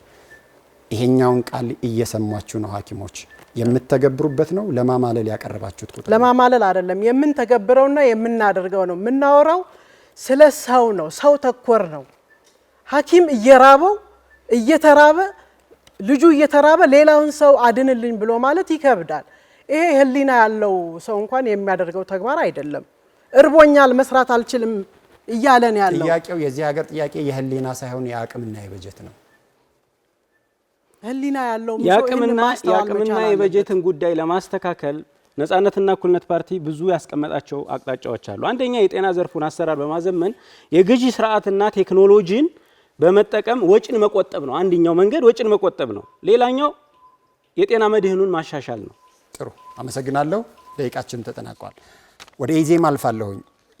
ኢዜማ በማኒፌስቶአችሁ ላይ በነጭ የቃል ኪዳን ሰነድ ብላችሁ ይፋ ባደረጋችሁት የጤና ባለሙያ ህይወቱን ትርጉም ባለው መልኩ መምራት የሚያስችል ደሞዝና ጥቅማ ጥቅም ይከፈለዋል ብላችኋል። ከስንት ወደ ስንት ነው የምትከፍሉት? የምታሳድጉትን ያህል በጀት ከየት ነው የምታመጡት? እሺ እናመሰግናለን። እውነት ነው ሌሎችም እንዳሉት የጤና ባለሙያው አሁን እየተከፈለው ያለው ደሞዝ በቂ ነው ብለን አናምንም። ነገር ግን ይሄን የምንጨምረው የተለያዩ ሜካኒዝሞችን በመፍጠር ነው። የመጀመሪያው የባለሙያውን የሰዓት ነጻነት እናከብራለን። ባለሙያው በተጨማሪ ስራ ሊሰራባቸው የሚችሉ ሜካኒዝሞችን እንፈጥራለን፣ ተጨማሪ ገቢ እንዲያገኝ። በተለይም ፕራይቬት ዊንግ በሚል እዛው በመንግስትም ሆነ በተለያዩ ተቋማት ላይ ሰዓታቸውን ተጠቅመው ተጨማሪ ገቢ እንዲያገኙ እናደርጋለን። ይህ አማራጭ እኮ አሁን እየተተገበረ ነው። ሙሉ ለሙሉ እየተተገበረ አይደለም፣ የማስፋት ነው እንጂ አዲስ ሀሳብ አይደለም። እየተተገበረ አይደለም። በዛ ላይ ደግሞ ሁሉም ደግሞ በዛ ላይ ተሳታፊ የሆኑ አይደለም። ሁለተኛ ጥቅማ ጥቅሞች ላይ ማዕከል ያደረገ ስራ እንሰራለን። እንደምናውቀው ነው እኔንም ጨምሮ ከወላጆች ቤተሰቦቻቸው የሚታከሙበት ሲስተም፣ የመንቀሳቀሻ ትራንስፖርቴሽን ሲስተም፣ እንዲሁም ደግሞ ወጥተው የሚኖሩበት ቤት ኪራዩ ነው የዚህ ሀገር ትልቁ ችግር። ቤት የሚያገኙበትን ሲስተም እንዘረጋለን። ስለዚህ ቀጥታ የደሞዝ ጭማሪውን እንኳን ባናደርግ በእነዚህ ጥቅማ ጥቅሞች በመደጎም የጤና ባለሙያው የተሻለ ገቢውን በአግባቡ የሚጠቀምና እንደዚሁም ደግሞ ከችግር የሚላቀቅበትን ሜካኒዝም እንፈጥራለን። ስለዚህ እናረጋቸዋለን ብለው ከገቡት ቃል ውስጥ አንዱ በአይነት የሚደረግ ድጋፍ፣ አንደኛ የትራንስፖርት ችግራቸውን መቅረፍ፣ ተሽከርካሪ ልታቀርቡ ነው። ሁለተኛ የመኖሪያ ቤት ችግር መቅረፍ፣ መኖሪያ ቤት ሰርታችሁ ልትሰጡ ነው። ፐብሊክ ፕራይቬት ፓርትነርሺፕ የሚባል አለ። የመኪና አቅርቦት ለምሳሌ ባላቸው ደሞዝ ከመኪና አቅራቢ ድርጅቶች ጋር እየተመካከሩ የተወሰነ የደሞዛቸውን በመቆጠብ ከሚኖራቸው ላይ ያንን መኪና ይሄን ለማድረግ መንግስት መሆን አይጠበቅባቸው። የትኛውን ባንክ ያደርጋል? የኔ ጥያቄ መንግስት ነው። ይሄን ሲስተም አልዘረጋም። መንግስት ይሄን ሲስተም መዘርጋት አልቻለም። ማንም የጤና ባለሙያ ሄዶ አንድ የሕክምና ባለሙያ ገቢው እስከቻለለት ድረስ እና ኮላተራል አድርጎ ማቅረብ እስከቻለ ድረስ ኮላተራልም የለውማ። አሁን ከጤና ባለሙያ ኮላተራል ነው ለሕክምና ባለሙያ እሱ ነው እያልኩኝ ያለሁት። ከባንክ ጋር ሳይሆን መኪና ከሚያመርቱ ድርጅቶች ጋር ውል በመፍጠር አንደኛ የስታፍ ፐርሲስት አድርጎ የማቆያ ሜካኒዝም ነው። የጤና ባለሙያው ለስደት እየተጋለጠ ያለው አንዱም የሚቆይበት ሜካኒዝም ስላልፈጠረ ነው። ስለዚህ ከዚህ ጋር በማያያዝ ከደሞዝ ላይ የተቆረጠ እሱም ጥቅም ያገኛል፣ ሰራተኛውም ይቆያል። ደሞዙ ለመኖር አልበቃውም ትላላችሁ። በሌላ በኩል ከደሞዙ የተቆረጠ መኪና ይገዛል። ከየት አምጥቶ ነው ከደሞዙ የሚቆረጥ መኪና የሚገዛው? እሱን እያልኩኝ ነው ያለሁት። መኪናውን አንድ ስፔሲፊክ አይተም ማድረግ ነው እንጂ በአብዛኛው ቤት ኪራይ እንደዚሁም በልቶ በምን አይነት መንገድና በምን አይነት አማራጭ ነው ለሕክምና ባለሙያዎች የምታቀርቡት? በሁለት አይነት መንገድ፣ አንደኛ መንግስት የሚሳተፍበት ፕሮግራም ይኖረናል።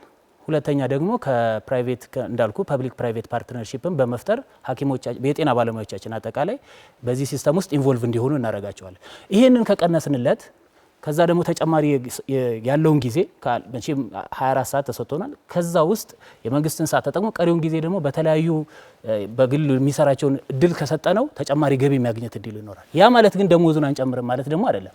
ሀገሪቱ በምንታመነጨው ገቢ ምንጭ መሰረት እየጨመርንለት እንሄዳለን። ለምሳሌ የተጨባጭነት ጥያቄ ላንሳ። ለ500 ሺህ የሕክምና ባለሙያዎች መንግስት በረጅም ጊዜ ክፍያ ቤት ይገነባል ብላችሁ ብታስቡ፣ አንድ ቤት በዝቅተኛ ዋጋ በ2 ሚሊዮን ብር ይገነባል ብለን ብናስብ 1 ትሪሊየን ብር ያስፈልጋቸዋል። this is perception በነገራችን ላይ መጀመሪያ ቁጥሩ ላይ እንስማማ። ሁለተኛ ደግሞ ከዛ ውስጥ ደግሞ ምን ያህሉ ቤት አለው ምን ያህል የሌለውም የሚለውንም እንስማማ። አላችሁ ዳታ አላችሁ የመረጃው በዚህ ያክል ቤት ይሄን ያህል እናቀርባለን። እሱ ለዛ ነው በጥናት ላይ የተመሰረተ ኢዜማ ምንም ነገር ያለ መስረጃ ያለ ጥናት አይሰራም። ዝም ብለን በግልፍተኝነት በስሜታዊነት ይሄን እናደርጋለን ብለን ነገ የዛሬ 5 ዓመት ደግሞ እንደዚህ ብልጽግናዎች እንደሚጠየቁት እንድንሸማቀቅ አንፈልግም። ስለዚህ ምን ሰራውን ስራ በአግባቡ ጥንቅቅ አድርገን እንናገራለን። እንድትገቡ የቃል መግባት ጥያቄ ያቀርብለታለሁ። በ5 ዓመት ውስጥ መንግስት ብትሆኑ ምን ያህል የጤና ባለሙያዎችን ቤት በረጅም ጊዜ ክፍያና በሌሎች አማራጮች ታቀርባላችሁ? የጤና ባለሙያዎችን ነጩ ማኒፌስቶ ላይ እንዳየኸው በተለይ የጤና ባለሙያዎችን የሰው ሀብት አስተዳደር በተመለከተ ጥልቅ ጥናት ያስፈልጋል። ከዛ ጥናት ላይ ተነስቶ አሁን ጓደኛዬ እንዳቀረበው ዶክተር እንዳቀረበው የሚሰሩ ጥቅማ ጥቅምን የሚያስከብሩ ሌሎች ደግሞ ድጎማዎች ይኖራሉ። ከዛ በላይ ግን ከጥቅማ ጥቅም ጋር ተያይዞ የክብር ጥያቄዎች አሉ። የባለሙያውን የክብር ጥያቄ በሚመልስ መልኩ ጥናቶቻችንን አድርገን መፍትሄ እንሰጣለን ነው ያለው። የምታጠኑት ጥናት ነው እንጂ አሁን የምትገቡት ቃል የላችሁም። በዚህ መድረክ ላይ ጥናት እናደርጋለን ነው እያሉኝ ያሉት። ቃል ዕዳ ነው በነገራችን ላይ ቃል የማይተገበር ነገር የምትሆኑ ይሄኛውን ዕዳ ለመሸከም ፈቃደኛና ዝግጁ ናችሁ? ይኸውልህ አንዳንድ ነገሮች መረጃዎች ባክግራውንድ ጥናት ያስፈልጋቸዋል። ዝም ብሎ እንደዚህ እናደርጋለን በማለት ብቻ መፍትሄ የሚመጣ አይደለም። የተወሰነ ጊዜ በነገራችን ላይ መንግስት እኮ አንዱ ችግሩ የባለሙያውን ችግር አለመስማቱ ነው። መጀመሪያ ማዳመጥ ይጠይቃል። ፖለቲሳይዝ ነው የሚያደርገው አይደል? የጤና ባለሙያውን ችግር ያንን ማጥፋት አለብን። በማኒፌስቶአችሁ ላይ በጤና መስክ መንግስት ብቸኛ ባለድርሻ መሆኑን በመተቸት የግል ባለሀብቶችን ተሳትፎ ማበረታታትን እንደ መፍትሄ ያስቀምጣቸዋል። ይሄ ስልት የጤና አገልግሎትን ወደ ግል ወይም ደግሞ ኮሜርሻላይዜሽንን በማድረግ ሕክምናን የባሰ ውድ የሚያደርግ አይደለም ወይ? አይደለም። ትክክለኛ ያልሆነ ድምዳሜ ነው የሰጠኸው። ሙሉ ለሙሉ የግል እናረጋዋለን ብትል አሁን የሰጠኸው ድምዳሜ ይሰራል። ምንድነው እናንተ እያላችሁ ያላችሁ? እኛ እያለን ያለ ነው። ለምሳሌ የመድኃኒትና የሕክምና አቅርቦት ላይ ችግር አለ ስንል 3 ዘርፎች አዘጋጅተናል። በግልና በባለ ሀብት የሚያዝ ሀገር አቀፍ ኤጀንሲ የሆነ በመንግስት የሚያዝ ከዛ በኋላ ደግሞ በግልና በባለሙያዎች ቅንጅት የሚሰራ የጋራ የባዮሜዲካል ኢንጂነሪንግ መሳሪያዎችን ማምረት መድኃኒቶችን ማቅረብ በጋራ እያደረግን እንሰራለን ነው ያለው። በማኒፌስቶአችሁ ንግግር ላይ አሁን ስትሉ የግል ባለሀብቱን ተሳትፎ ከፍ እናደርጋለን ነው ያላችሁ? አሁን ካለው በትክክል ከአጠቃላይ ከመንግስትና የግል ሚና በሚኖራቸው ድርሻ ላይ ይሄን ያህሉን መንግስት ይሄን ያህሉን የግል ብላችሁ የምታስቀምጡታላችሁ? ሁለት ጉዳይ አድርገን እናየዋለን። ይሄንን አንደኛ የማህበረሰብ አገልግሎት ጤና አገልግሎት ወይም ፕሪቨንቲቭ ሄልዝ ኬር የሚባለው በዋነኝነት የመንግስት ሪስፖንሲቢሊቲ ይሆናል። በተለይ ደግሞ ፈውስ ሰጪ አገልግሎት የምትለውን ደግሞ በቅንጅት በመንግስትና በግል አድርገን የምትሰራው ይሆናል። ትልቁ እዚህ ሀገር ከባድ ወጪ እየጠየቀ ያለውና ዜጎች እየተቸገሩ ያሉት እኮ ታክመው ወይም ደግሞ ፈውስ ለማግኘት የሚደረግ ሕክምና ለግሉ ከሰጣችሁት የበለጠ ውድ ይሆናል ነው። ለግሉ እንሰጠዋለን አላልንም። አንተን የደመደምከው እንደዛ። እኛ ያልነው ይሄ ፈውስ ሰጪን አገልግሎት መንግስትና ግል ይቀናጃሉ። ግን የፈውስ አገልግሎትን በጣም አስቸጋሪ አድርጎ ህዝብን ወደ ህመም የሚዳርገው የተቀናጀ የጤና አስተዳደር ስለሌለ በተሳሳተ ፖሊሲ ስለምንመራ ነው። ከግብርና ጋር፣ ከምግብ ጋር፣ ከውሃ ጋር፣ ከአካል እንቅስቃሴ ጋር ስታቀናጀው ወደ ፈውስ አገልግሎት የሚሄደው የሚታመመው የዜጎች ቁጥር ሲግኒፊካንትሊ ይቀንሳል። በግልና በመንግስት የግል ተቋማት መካከል የሰማይና የምድር ያህል የተራራቀ ክፍያ አለ ብላችሁ ራሳችሁ ማንፊስታችሁ ላይ ያስቀምጣችሁታል። ቃል በቃል ነው እየጠቀስኩ ያለሁት። በምንድን ነው የምታስተካክሉት? ይህን የምናስተካክለው ቅድም ለምሳሌ ከሰጠነው ውስጥ ፈውስ ሰጪ የጤና አገልግሎቶችን እንዴት ነው የምናዘጋጀው የሚለው የመጀመሪያው ነው። አንደኛ ቅድም ባልኩት በፕሪቨንቲቭ ሜተድ የፈውስ አገልግሎት የሚፈልጉ ዜጎችን ቁጥር ትቀንሳል። ይሄ በራሱ ምን ያመጣል? ዜጎች የህክምና ወይም የፈውስ አገልግሎት አግኝተው ወደ ህክምና የሚሄዱ ዜጎችን ቁጥር ሲግኒፊካንትሊ ትቀንሳል። ሁለተኛ ቁጥራቸው ስንት የሚሆን ህክምናውን ለማግኘት ሲሄዱ ግን ዋጋው ውድ ነው ጥያቄው። ኦኬ ዋጋው ውድ የሚሆነው አቅርቦትና የኢኮኖሚ መሰረታዊ ህግ አለ አይደል? አቅርቦትና ዲማንድ ኤንድ ሰፕላይ ነው አይደል? የምታቀርበው አቅርቦት ከሚፈለገው አንጻር ባስተካከልከው ቁጥር ፍላጎትና አቅርቦት ተመጣጠነ ማለት ዋጋን የማመጣጠን አቅም ይኖረዋል ማለት ነው። ይሄ ኖርማል ሳይንስ። ሌላ ግን አንድ የተለየ ጉዳይ እናደርጋለን። ይሄን ጉዳይ ለመፍታት ዜጋ መር የጤና ዋስትና ነው ያለን። አሁን ያለው የጤና መድን ስርዓት መንግስት የሚቆጣጠረው መንግስት ብር የሚሰበስብበት ኢፊሸንት ያልሆነ አሰራር የሚሰራ ስርዓት እያየ ነው። ላለፈው 15 ዓመት ተካሂዶ 2003 ላይ ነው የታወጀው። እስካሁን መሄድ የቻለውን ቁጥር እያየን ይሄ አካሄድ ያዋጣል ብለን አናስብ። እናንተ እንዲያዋጣ ምን ታረጋላችሁ? አዎ ዜጎች ይሄ እንዲያዋጣ ምን እናደርጋለን? ዜጎች የሚሳተፉበት ዜጋ መር የጤና ዋስትናን በማድረግ ዜጎች የሚቆጣጠሩ አሁን ካለው የጤና መድን ዋስትና በምን ይለያል እያልኩ ነው። በአካባቢ በሚኖሩበት አድራሻ በስራ ቦታ በተለያየ መልኩ የሚፈጠሩ አደረጃጀቶች ዜጎች የሚመሩት የጤና ዋስትና እንጂ መንግስት ሰብስቦ መንግስት የሚያሰራጨው በዚህ ደካማ አፈጻጸሙ ዜጎች ለጤና ከኪስ የሚያወጡትን ወጪ መሸፈን እንዳይችሉ ስለሚያደርግ ይሄ ዜጋ መር የጤና ዋስትና አንደኛ ውድን ያልከውን ቅድም የጤና አገልግሎት ከኪሳቸው ብር ሳያወጡ በዚህ ጤና ዋስትና እንዲያገኙ እናደርጋለን። ሁለተኛ አደረጃጀቱን ራሳቸው እንዲመሩት በማድረግ ማንፌስቷችሁ ላይ ከእርሶ ሀሳብ ጋር በተያያዘ የጤና መድን ዋስትና ያልታቀፉ ዜጎች የተቋሙን ወጪ ለመሸፈን ዓላማ ያደረገ ክፍያ በቀጥታ ይፈጽማሉ ብላችሁ አስቀምጣቸዋል። ኦፍ ኮርስ ስለዚህ ዜጎች ተሳተፉ ማለት ይሄንን የሚያስፈልጋቸውን ወጪ ግዴታቸውን አይወጡም ማለት አይደለም። እነዚህ ዜጎች ግዴታቸውን ሲወጡ የመንግስት ድጎማ ያግዛቸዋል ወይስ ይነሳል? ያግዛቸዋል፣ ሰብሲዳይዝ ይደረጋል። ስለዚህ በተመሳሳይ መንገድ የመንግስት ድጎማ ያለበት የጤና መድን ዋስትና ከሆነ የሚሸፍኑት ብልጽግና እያቀረበ ካለው ጋር ተመሳሳይ ነው። ፍጹም ልዩነት አለው። ብልጽግና እኮ የሚቆጣጠረው ራሱ ነው። የራሱ ሰዎች ነው በርም የሚሰበስብ። ለምሳሌ እኛ የሰፈሩ ሰው ለምሳሌ እድር የሚባል ታውቃለህ አይደል? እድር ራሱ ኮሚኒቲው ነው የሚሰበስበው። ግን ለምንድን ነው የሚያገለግለው? የሚሰበስበው ብር ሰው ሲሞት ነው የሚረዳዳበት። እኛ ግን ያንን አይነት ሲስተም ራሱ ሰው በጤናው ላይ ገና በህይወት እያለ እንዲጠቀምበት ማለት ነው። የምትቀይሩት አገልግሎቱን አይደለም የምትቀይሩት። አገልግሎቱ እኮ ምንም ችግር የለውም መንግስት ላይ ነው። ግን ደግሞ አገልግሎት ሰጪ ሲሰጥ ደግሞ አሁን መድኃኒት ለምሳሌ እኔ የቅርብ ሰዎችም አሉ የምናውቀው ነገር ነው። ሄደው መድኃኒት እኮ የማያገኙበት ሁኔታ ነው ያለው። እዛው መንግስት ሆስፒታል ብቻ አይደለም። አሁን ዶክተር ደረጀ እንዳሉት አይደለም። ኮሚኒቲ ሰርቪስ ከነማን ጨምሮ ሄደው እኮ ሲጠይቁ አያገኙ መድኃኒት የለም ነው የሚባሉት። ስለዚህ በር መሰብሰብ ብቻ ሆኗል የመንግስት ስራ። ሰርቪሱን እየሰጠ አይደለም በትክክለኛ መንገድ። በተለይ መድኃኒት ላይ ትኩረት እየሰጠ የማህበረሰብ ጤና መከላከልና የፈውስ አገልግሎት ላይ የማነሳው ጥያቄ ሁለቱን እኩል ማስኬድ ይቻላል ወይ ነው። በሀገሪቱ ካለው ውስን ሀብት አንጻር በአንድ በኩል መከላከል፣ በአንድ በኩል የፈውስ አገልግሎት እኩል ታስኬዳላችሁ ወይስ በሀገሪቱ ነባራዊ ሁኔታ የምታቀዳድሙታላችሁ? የሀገሪቱ ትልቁ ችግር የቱ ነው? ማቀዳደም የሚፈልግ ጉዳይ አይደለም።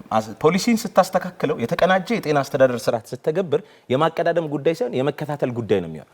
መከላከል ላይ በትክክል እስከሰራህ ድረስ ፈውስን የመመጠን አቅምህ ይጨምራል እያለ ግን አንድ ነገር አለ። እያቀረብን ያለነው ፖሊሲ በዝርዝር ማኒፌስቶም ላይ እንደምታየው በዝርዝር እያቀረብን ያለነው ፖሊሲ መሰረታዊ የእይታ ልዩነት አለው።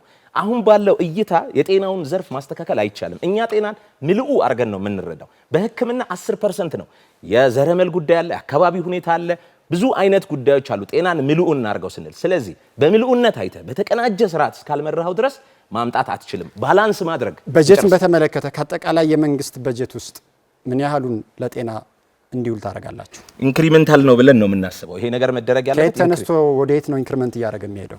አሁን 5% ነው 5-6% የሶቪየስ የደብሊውኤችኦ ሪኮሜንዴሽን 15% ነው። ስለዚህ በተቻለ አቅም የደብሊውኤችኦ ሪኮሜንዴሽን ላይ በዚህ 5 ዓመት ውስጥ ለመድረስ እናቅዳለን። በ5 ዓመቱ መጨረሻ 15% እና ለማድረስ እቅዳለን በትክክል። ስለዚህ በሚቀጥሉት 5 ዓመታት 7%፣ 8% እያላችሁ ትሄዳላችሁ። እየጨመረን ከፍተኛ የሆነ ጭማሪ ይጠይቃችኋል። ከማን ቀንሳችሁ ነው ወደ ጤና የምታመጡት? በብዙ ምክንያቶች አሁን አገሪቷ ካለው የሰላምና መረጋጋት ሁኔታ አንጻር እንዳልከው ቅድም አሁን አንስተዋል። ብዙ ባጀት ለመከላከያ ለሌሎች ሰርቪሶች የተሰጠ ነው። ነገር ግን ሰላሙን እያመጣ ስቴቢላይዝ የሆነ ሀገር እየፈጠርክ በመጣ ቁጥር በቀጣይ ዓመት የምትረከቡት ሀገር በ5 ወር ውስጥ ለዛ እኮ ነው በአንድ 15 አናረገውም። ስለዚህ እኔም እያልኳችሁ ያሉት 15 በመቶ የምትሉት ራሳችሁ ቁጥር አንደፍርም ያለው ኢዜማ ቁጥሩን እየደፈረ አይደለም። የዛሬ 5 ዓመት እኮ ነው ያልኩኝ ያለሁት። ኢንክሪመንታል ነው ዛሬ ነገ የዛሬ ዓመት አይደለም ጠብቆ በሂደት እየጨመረ የሚሄድ ነው እያላችሁ ያላችሁ። ስለዚህ በ5 ዓመቱ መጨረሻ 15 በመቶ ታደርሱታላችሁ። አመሰግናለሁ። ደቂቃችን ተጠናቋል። ወደ ትብብር ለኢትዮጵያ አልፋለሁኝ። ትብብር ለኢትዮጵያ ማኒፌስቶአችሁ ላይ አቅመ ደካሞችና ዝቅተኛ ገቢ ያላቸው ዜጎች በነፃ ወይም በአነስተኛ ዋጋ ሕክምና ያገኛሉ ይላል። ማን ነው ወጪውን የሚሸፍንላቸው? በጣም አመሰግናለሁኝ። አንዳንድ ጊዜ እይታችን ራሱ በጣም የተሳሳተ ነው። ገንዘብ ላይ ብቻ ነው እያተኮርን ያለ ነው። በኢኮኖሚክስ ብዙ የሆነ የገቢ ማስገኛ መንገዶች አሉ። የመጀመሪያው ጦርነትን ስናስቆም አንድ ለጦርነት የሚወጣውን በጀት እንቀንሳለን። ሁለት የግብርናውን ክፍለ ኢኮኖሚ እናሳድጋለን። ኢንቨስትመንት ይበረታታል፣ ምርታማነትና ምርት ይበረታታል። ስለዚህ ገበያ ላይ የእቃዎች ዋጋ ይወርዳል። የእቃዎች ዋጋ ወረደ ማለት በተዘዋዋሪ መንገድ የሰውየው ገቢ ጨመረ ማለት ነው። አንድ እሱ ነው። ሌላው የወጡ የተሳሳቱ ፖሊሲዎች አሉ። እሱን እናረቀዋለን። የመጀመሪያው እነዚህ ሁሉ አማራጮች ለእናንተ የበጀት ምንጭ ይሆኑናል ብላችሁ ነው እያቀረባችሁ ያላችሁት? በጀቱን ይደጉመዋል። ምክንያቱም አሁን የተመደበውን በጀት እንዳለ እንኳን ቢቀጥል የኑሮውን ዋጋ ግሽበቱን በማረጋጋት ገቢውን ማሳደግ ይቻላል። ኦፖዚት ማለት ነው። ገንዘብ ከመጨመር ይልቅ የእቃዎቹን ዋጋ እንዲወርዱ ማድረግ በምርታማነትና በምርት ማካሄድ ይቻላል። የትብብር ለኢትዮጵያ አንድነት የተለያዩ ፓርቲዎች በአንድ ላይ በመውጣጣት የፈጠሩት ቢሆንም የሚጠቀመውና ሊወስደው የሚችለው ርዕዮተ ዓለም ሶሻል ዴሞክራሲ እንደሆነ በተደጋጋሚ ስታነሱ ነበር። በሶሻል ዴሞክራሲ ጤናን በተመለከተ እኩል አገልግሎት ነው፣ እኩል እድል ነው የምታቀርቡት? እኩል አገልግሎት፣ እኩል እድል ለሁሉም። እንዴት እኩል እድል የጤና ዘርፉ ላይ ያለውን መሰረተ ልማት በማሟላት ልታቀርቡ ትችላላችሁ? ነገር ግን እንዴት እኩል አገልግሎት ልትሰጡ ትችላላችሁ? የሰው ልጅ ነው። የሰው ልጅ በምንም አይነት በዘር፣ በሃይማኖት፣ በገቢ ሊከፋፈል አይገባውም። እኩል መብት አለው፣ እኩል ስልጣንም አለው ለመሰረታዊ አገልግሎቶች፣ ትምህርትን፣ ጤናን፣ ሌሎችንም መሰረታዊ የሆኑ የሰው ልጅ ፍላጎት የሚለኩበትን አገልግሎት እናቀርባለን። ሌላው የተሳሳተ የኢኮኖሚ ፖሊሲ የምናራምድ ሀገር ነን። አንድ በቀደም ምናልባት በኢኮኖሚ ፖሊሲ ላይ ስትነጋገሩ ስለ ዲቫሉዌሽን ተነስቷል። ዲቫሉዌሽን አይኤምኤፍ ፕሮፌሰር እሱ ጉዳያችን አይደለም። ወደ ጤና ገባኝ። ጤናን የተመለከተ ቀጣይ ገቢውን እንዴት አሳድገን በነፃ እንደምናሳክም እንደምናስተምር ላሳየህ ነው። ቀጣይ የናንተ ማንፌስቶ እና የናንተ እሳቤ ዓለምን ያማለለው ነገር ግን በዓለም ላይ ያልተተገበረው ሁሉንም ሰው እኩል የማድረግ እኩል ድሃ ወይም እኩል ሀብታም የማድረግ እሳቤ በጤና ፖሊሲያችሁ ላይ ይንጸባረቃል። በዓለም ላይ ሁሉንም ሰው እኩል ድሃ ወይም እኩል ሀብታም ማድረግ ይቻላል ወይ? ይቅርታ አትሳሳት። እኩል ድሃ የሚባል ነገር የለም።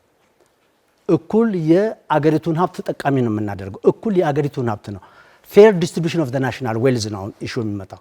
በዓለም ላይ አይተህ ከሆነ 10 ደስተኛ አገሮች ውስጥ አብዛኞቹ የሶሻል ዲሞክራሲ ርዕዮተ ዓለም ተከታዮች ናቸው። በተለይ ስካንዲኔቪያን አገሮች አሁን በ10 ውስጥ በደስተኛ አገሮች ውስጥ አሜሪካም ቻይናም የሉበትም። ግን ሶሻል ዲሞክራሲን የሚያራምዱ ሀገሮች ይሄንን አቺቭ አድርገዋል። ሶሻል ዲሞክራሲ የሚያራምዱ ሀገራት የጤና መሰረተ ልማት ቀድሞ በሰፊው የተዘረጋባቸው ኢኮኖሚያቸው የዳበረ በዚህ ምክንያት አገልግሎቱን እና እድሉን እኩል ማድረግ የቻሉ ናቸው። ኢትዮጵያ ውስጥ እንዲህ አይነት መደላድል አላችሁና ነው ወይ እኩልና ለዝቅተኛ ገቢ ያላቸው ዜጎች ነፃ አገልግሎት እንሰጣለን የምትሉት? ነባራዊ ሁኔታ ይፈቅድላቸዋል ወይ? ትልቁ አሁንም ችግራችን ነባራዊ ሁኔታ ማስቻል ነው፣ እንዲመጣ ማድረግ ነው። እነሱ ምን ልክ እንደኛ የነበሩ በማድረግ ነው እንዲመጣ የምታደርጉት? ምን በማድረግ? የኢኮኖሚ ፖሊሲ ማሻሻያዎች ይደረጋሉ። የባለሙያዎችና ስርጭቶችን ማበረታቻ በተመለከተ በማኒፌስቶአችሁ ላይ ተቋማት በየገጠሩን እንገነባለን ካላችሁ በኋላ ሐኪሞች በተለይም ደግሞ ጠቅላላ ሕክምና ባለሙያዎችና ነርሶች በገጠር እንዲቆዩ እናደርጋለን ብላችኋል። በምንድን ነው እንዲቆዩ የምታደርጓቸው? መሰረታዊ የአገልግሎት አሰጣጥ መንገዱን እንቀይረዋለን። አንድ የምንቀይረው ባለሙያዎች ነው ጥያቄ እያቀረብኩ ያለሁት። በቤተሰብ ላይ የተመሰረተ የተቀናጀ ስራን በመስራት በቤተሰብ ላይ ለምሳሌ በገጠሪቷ ላይ 3 አካላት አሉ። ትምህርት አለ፣ የግብርና ኤክስቴንሽን ሰራተኛ አለ፣ የጤና ኤክስቴንሽን ሰራተኛ አለ። እያንዳንዳቸው ተቀናጅተው በቤተሰብ ላይ ይሰራሉ ወይ ነው። ስለዚህ ተቀናጅተው ቢሰሩ የሚያመጡት ለውጥ ባለሙያውንም ያበረታታል፣ እንዲቀመጥም እናደርገው። የገጠሩ የሕክምና እና የመሰረተ ልማት አቅርቦት ችግር ስላለ የሕክምና ባለሙያዎችም ጥረት ስላለ ትኩረቱን ወደዛ በማድረግ እኩል እድል ወይም ፍትሃዊ እድል ለመፍጠር ሲባል ሐኪሞች በብዛት እዛ እንዲቆዩ እናደርጋለን ብላችኋል ማኒፌስቶአችሁ ላይ። በምን ኢንሴንቲቭ ወይም ማበረታቻ ነው እዛ እንዲቆዩ የምታደርጉት ነው ጥያቄ? ቅድም ያልኩ እኮ ነው። የገቢ መጠኑን በማሳደግ ገቢው ቀጥታ ገንዘብ በመጨመር አይደለም። ገንዘብ መጨመር ሌላ ኢንፍሌሽንን መጥራት ነው። ነገር ግን ጥቅሞችን ወይም ደግሞ የራሱ የሚያገኘውን ገንዘብ የመግዛት አቅም የብርን የመግዛት አቅም በማጎልበት እዛ እንዲቆይም እናደርገዋለን። ለሕክምና ባለሙያዎች አሁን ለሚያነሱት የኑሮ የገቢ እና ነጻ የሕክምና አገልግሎት የማግኘት ጥያቄ ትብብር ለኢትዮጵያ አንድነት ምን አማራጭ መፍትሄ ወይም ደግሞ ምን ምላሽ አለው ዶክተር? ያው ፕሮፌሰር እንዳለው የጤና ባለሙያዎችን በተመለከተ ወደ ገጠሪቷ የኢትዮጵያ ክፍል ገብተው በቂ ጊዜ ወስደው እንትን እንዲሉ ይደረጋል ሲባል ኢዜማ ቀደም እንደጠቀሰው የጤና ባለሙያዎች ተጨማሪ የገቢ አማራጮችን የሚጠቀሙበት ሁኔታ መፍጠር ይቻላል። የስራ ጫናቸውን በመቀነስ ተጨማሪ ገጠር ላይ በሚሰሩበት ጊዜ ከገበሬው ጋር ካለው የአካባቢ ማህበረሰብ ጋር በጋራ በመቀናጀት የራሳቸውን የገቢ አቅም መጨመር የሚችሉበትን ሁኔታ መፍጠር ይቻላል። ሌላው ደግሞ ያው እንደ አጠቃላይ የሀገሪቷን ፖሊሲ የኑሮ ውድነቱን የብርን የመግዛት አቅም በማሻሻል ኑሯቸውን መሰረታዊ ችግራቸውን መፍታት የሚችሉበትን አስቻይ ሁኔታ የቀጥታ ጥያቄያቸው መንግስት ብትሆኑ ለሚያነሷቸው የደሞዝ የጥቅማ ጥቅምንና የሌሎች መሰረታዊ አቅርቦቶች ፍላጎት ጥያቄ ላይ ምላሻችሁ ምን ይሆናል? የመጀመሪያው ጥያቄ አሁንም መተኮር ያለበት ክብር ይፈልጋል። የጤና ባለሙያው ክብር ይፈልጋል። ከንግግር ባለፈ በተግባር የምትገልጡት ክብር ምንድን ነው? ክብር አንድ በጤና ተቋማት ያሉትን ጉድለቶች፣ የመድኃኒት የሕክምና መሳሪያዎች ጉድለቶችን፣ የስራ አካባቢውን አስቻይ ሁኔታ መፍጠር፣ ሰውየው እንዲቆይ ማድረግ፣ የስልጠና ፕሮግራሞችን ማዘጋጀት። የውጭ የስራ እድል እንኳን በመንግስት ቢመቻችለት ይችላል። በግሉ የሄደ ማንም ጋር ከሚቀጠር መንግስት ራሱ የስራ እድሎችን ቢያመቻችላቸው የሰለጠነ የሰው ኃይልን ብዙ ማፍራት እንችላለን፣ ማቆየት እንችላለን፣ ስርጭቱንም ማብዛት እንችላለን፣ ጥራቱንም ማሳደግ እንችላለን። ፕሮፌሰር የእርስዎ ባልደረባ የሆነው የሚሰሩበትን የሰዓት መጠን በመቀነስ ተጨማሪ ስራዎችን እንዲሰሩ በማድረግ ገቢያቸው ይጨምራል ይላሉ። እርስዎ ደግሞ ውጭ ተቀጥረው ከሚሰሩ በዛ በመንግስት ተቋም ውስጥ ረጅም ሰዓት እንዲሰሩ በማድረግ ይላሉ። ከአንድ ትብብር ፓርቲ መርጣችሁ ሁለት የተለያየ ሀሳብ ነው እያቀረባችሁ ያላችሁት። አይደለም ይለያያል ብለን አናስብም። ያው ዙሮ ትብብር ለኢትዮጵያ እንደተባለው ያው የተለያዩ ውህድ ፓርቲዎች ነው። የጤና ባለሙያው ብዙ አማራጮችን መፍጠር ይችላል። መንግስት እስካገዘው ድረስ አንደኛ በመንግስት ውስጥ 24 ሰዓት አለ። የዲዩቲ ሰራተኞች አሉ፣ የቀን ሰራተኞች አሉ። የዲዩቲን ፕሮግራም በማሻሻል አንድ የጤና ባለሙያ እንዴት የገቢ አቅሙን መጨመር ይችላል የሚለውን ማሻሻል ማስተካከል ይቻላል። ከእንደገና ደግሞ አሁን እዚች ሀገር ላይ በጣም መሰረታዊ ችግር ሆኖ ያለው የገንዘባችን የመግዛት አቅም ደካማነት ነው። መሰረታዊ ችግሩ እሱ ነው። እሱን መሰረታዊ ችግር መፍታት ከቻልን እያንዳንዱ የጤና ባለሙያ የሚከፈለው ደሞዝ ነገሮችን መሰረታዊ ፍላጎቶችን ማሟላት የሚችልበትን ሁኔታ ይፈጥርለታል። አሁን በኢትዮጵያ ያለውን 1 ለ10 ሺህ እና ከዛ በላይ የሆነ የሐኪም ታካሚ ጥመርታ መንግስት ብትሆኑ በምን ያህል ጊዜ ታደርሱታላችሁ? ይሄ አሁን እዚህ መድረክ ላይ ለመናገር አስቸጋሪ፣ ምክንያቱም መሬት ላይ ወርዶ ጥናት ይፈልጋል፣ እውነተኛ መረጃን ይፈልጋል። እውነት ነው የኢትዮጵያ ሕዝብ ቁጥር በጣም በከፍተኛ ሁኔታ ነው እየጨመረ ያለው። ኢትዮጵያ ውስጥ እንደሚታወቀው ከፍተኛ የሆነ የሕዝብ ቁጥር አለ፣ አነስተኛ የሆነ የሐኪም የጤና ባለሙያ እጥረት አለ። ነገር ግን እኛ መንግስት በምንሆንበት ጊዜ የሀገሪቷን መሰረታዊ የኢኮኖሚ ሁኔታ በማያናጋ መልኩ ጤና ባለሙያውም መስራት የሚችልበትን ሁኔታ የሀገሪቷም ኢኮኖሚ መናጋት የማይችልበትን ሁኔታ ጥናትን መሰረት አድርጎ መፍትሄ ያመጣል ብለን እናምናለን እንጂ በቁጥር ደረጃ ቢያንስ በሚቀጥለው 5 ዓመት ወይም ብትመረጡ የ5 ዓመት ተርማችሁ የመጨረሻ ዓመት ላይ እንኳን የት ልታደርሱት እንደምትችሉ የምትናገሩት ቁጥር የላችሁም። ቢያንስ ምን ብለን መናገር እንችላለን? የትኛውም ሐኪም ስራ አጥ ይሆናል ብለን አናምንም። ሐኪም ይህን ያክል ዓመት መከራ አይቶ ብዙ ዋጋ ከፍሎ እዚህ ደረጃ ደርሶ የትኛውም ሐኪም ስራ አጥ እንዲሆን አናደርግም፣ አንፈጥርም። ማኒፌስቷችሁ ብዙዎቹን የጤና አገልግሎቶች፣ ብዙዎቹን የጤና መሰረተ ልማቶች፣ ብዙዎቹን ጤና ነክ ጉዳዮች በሙሉ ለመንግስት የሰጠ ነው። የግሉ ዘርፍስ ሚናው ምን ይሆናል? እናንተ መንግስት ብትሆኑ። የግሉ ዘርፍ አሁን እንደምንናገረው አይደለም። የመንግስትን ሚና እያሳነሰ ነው በጣም። አንደኛ መንግስት ሲሆን ቃል ኪዳን ገብቶ ነው ለህዝቡ ይሄንን አደርጋለሁ ብሎ ነው በራሱ እንጂ ሌላ አጋር ፈልጌ ከአጋር ጋር ሰራለሁ ብሎ አይደለም። ስለዚህ መንግስት አቅሙን ማሻሻል ማጎልበት አለበት። የሚመራበትን ፍልስፍና ማስተካከል አለበት። ስለዚህ የመንግስት አቅም የሚናቅ አይደለም። የግሉ ክፍለ ኢኮኖሚ ሊሞላ የሚችለው ክፍተት በጣም ውስን ሊሆን ይችላል፣ ሊሆንም ይገባዋል እንጂ ለመንግስት አብዛኛው የጤና አገልግሎት በመንግስት እንዲሰራ ነው የምትፈልጉት እና የምታረጉት መንግስት ብትሆኑ። አዎ ትክክል። አሁን እስካሁን አገሪቱ ውስጥ ባለው ሁኔታ አብዛኛው የጤና አገልግሎት በመንግስት እየተሰጠ በመሆኑ ምክንያት እርካታ የለም፣ የሀብት ብክነት አለ፣ አፈጻጸሙ ዝቅተኛ ነው። ይሄን ማስቀጠል ነው የምትፈልጉት? እኛ ማስቀጠል የምንፈልገው አሁን እንደሚታወቀው መንግስት ተቋማት ላይ እየተሰራ ያለው አሰራር ተገቢና አግባብነት ያለው ነው ብለን አናምን። ስለዚህ እናንተ እኮ መንግስት ስንሆን ይሄው መንግስት የሚሰራውን መንግስት ነው እንቀጥላለን ብላችሁ በፍጹም አሰራሮቹን እናዘምናለን። ከፍተኛ የሆነ የሙስና አሰራር አለ። እሱን የሙስና አሰራር እናስተካክላለን። እሱን በማስተካከል የመንግስትን የጤና ተቋማት የመስራት አቅም ማሳደግ ይቻላል። ብዙ ብልሹ አሰራሮች አሉ። ምክንያቱም የግሉ የሕክምና ተቋሙ እንዲሰራ አደገኛ ሴራዎች አሉ። የመንግስት ተቋማት ሽባ የሚሆኑበት፣ የግል ተቋማት ደግሞ የተሻለ የኢኮኖሚ አቅማቸውን የሚያዳብሩበት ሁኔታ አለ። እኛ የመንግስት እነዚህ አቅማቸው ዳበረ የምትሏቸውን የግል የጤና ተቋማት እና ዘርፉን ምን ታደርጉታላችሁ? እኛ ዋናው መሰረታችን ህዝባችን ስለሆነ የመንግስት ተቋማት የህዝቡን ሰፊውን የሕክምና አገልግሎት እንዲሸፍኑ እናደርጋለን። እንደገና ደግሞ የግል የሕክምና ተቋማት አግባብነት የሌለው ምዝበራ ማካሄድ እንዳይችሉ ህግና ስርዓትን መሰረት ተከትለው የህብረተሰቡን የኢኮኖሚ አቅም ነባራዊ ሁኔታ መሰረት አድርገው እንዲሰሩ ህጎችን፣ ረቂቆችን አውርደን በዛ ህግና ረቂቅ መሰረት ባላንስ ፈጥረን ለማስተዳደር እንሞክራለን። አመሰግናለሁኝ። ክቡራንና ክቡራት፣ ሁለተኛው ምዕራፍ የክርክራችን ጊዜ ተጠናቋል። ወደ ሶስተኛው ምዕራፍ እናልፋለን።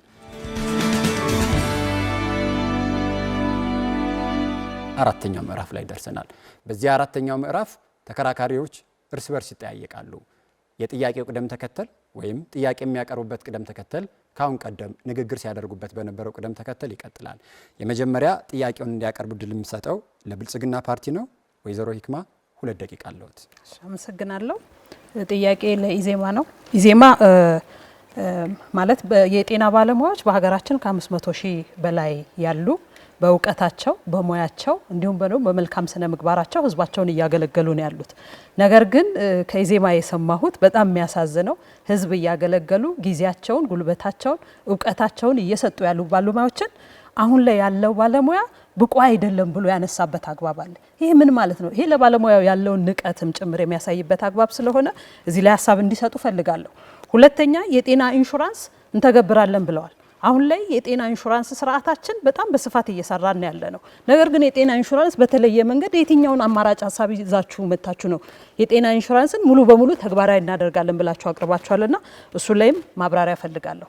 የመጀመሪያው ጥያቄ ከብልጽግና ተወካይ የቀረበ ነው። ምናልባት በደንብ ስላልሰቡን ነው እንጂ ባለሙያዎች ብቁ አይደሉም አላልንም። ግን ብቃት እንዲኖራቸው ስልጠናዎች መሰጠት አለበት ብለን ነው የምናስበው።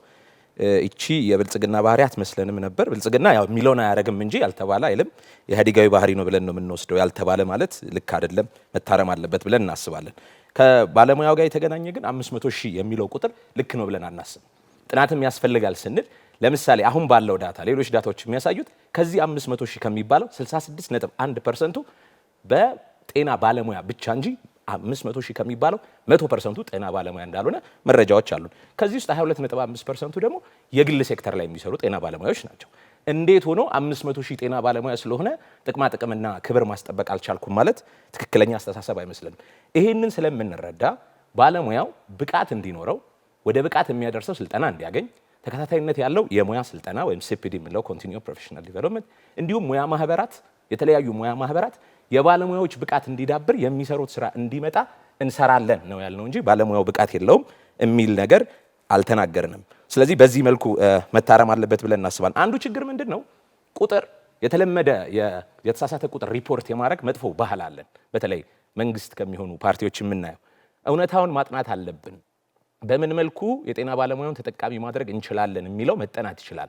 አሁን ባለው ላይ እንኳን ተመስርተን ለሌሎች ተቋማት የሚደረጉ ለሌሎች ባለሙያዎች የሚደረጉ ድጋፎችን ማድረግ የሚቻልበት መንገድ አለ። ማለትና ማድረግ ፍጹም ይለያያል። አዎ ተሰብስበዋል። ብዙ ካድሬዎች ያወያዩቸው የጤና ባለሙያዎች ስብሰባዎች እንዳሉ አውቃለሁ። እንደ ባለሙያ የዚህ ጉዳይ ቪክቲም ነኝ፣ በደንብ አውቀዋለሁ ፕሮሰሱን። እየሆነ ያለው ነገር ግን ለጤና ጥያቄ ፖለቲካዊ መልስ መስጠት ነው ወይስ ለጤና ባለሙያዎች ትክክለኛ ጥያቄ ትክክለኛ መልስ መስጠት ነው ትክክል የሚሆነው? የፕራይቬት ዊንግ ይባላል። ፕራይቬት ዊንግ ላይ የሚሰሩት አሰራሮች ትክክል ናቸው ወይ? በጀቱ በትክክል ማኔጅ ይደረጋል ወይ? ድጎማ ጥቅማ ጥቅም ምን ድጎማና ጥቅማ ጥቅም ይሰጣል? ደሞዝ ተጨምሯል፣ እውነት ነው፣ የሚካድ ሀቅ አይደለም፣ ለሁሉም ተጨምሯል። ነገር ግን ይሄን ተጠቃሚ እንዲሆኑ ባለሙያው ምን አይነት የብድር ዕድሎች ተመቻችተውለታል? ምን አይነት የመፍትሄ ሀሳቦችስ ቀርበውለታል? ኢዜማ ፖሊሲው ስም አለው፣ ምን እንደሚያደርግ ተናግሯል። ክርክሩ ሲጀምር ቅንጅት የሚል ሀሳብ አልነበረም። አሁን እኛ ካቀረብን በኋላ የተቀናጀ የጤና አስተዳደር ካልን በኋላ የተቀናጀ ስራ እንሰራለን ብለዋል። እሰየው ነው። ኢዜማ በዚህ ችግር የለበትም። ጥሩ ስራ ሲሰራ ለማመስገን፣ የተሳሳተ ስራ ደግሞ እንዲታረም ይባረክ። አልቲሜት ግባችን እሱ ነው። ነገር ግን የእውነት የእይታ ችግር አለበት የጤናው ሴክተር፣ የአስተሳሰብ ችግር አለበት። እሱን ሳናስተካክል ጤናን በምልኡነት ሳናየው ለውጥ እናመጣለን ብሎ ማሰብ ትክክል አይመስለኝም። የጤና ጉዳይ የፕሮፌሽን ጉዳይ ነው፣ የሙያ ጉዳይ ነው። ጤና ውስጥ ያሉ ካድሬያዊ አመለካከት ያላቸው ባለሙያዎችና የፖለቲካ አመለካከታቸው እየተመዘነ የሚሰጡ ኃላፊነትና ስልጣኖች መስተካከል አለባቸው። ጤናው ፒውርሊ ለብቃት መመደብ አለበት። የኮታ ቦታ መሆን የለበትም። ችሎታ፣ ብቃት ያላቸው ባለሙያዎች ተመድበው ማህበረሰቡ ጥራት ያለው አገልግሎት እንዲያገኝ፣ ክብሩ የተጠበቀ ባለሙያ እንዲኖር፣ ጥያቄው የጥቅም ብቻ እንዳልሆነ እንዲታሰብ ፈልጋለሁ።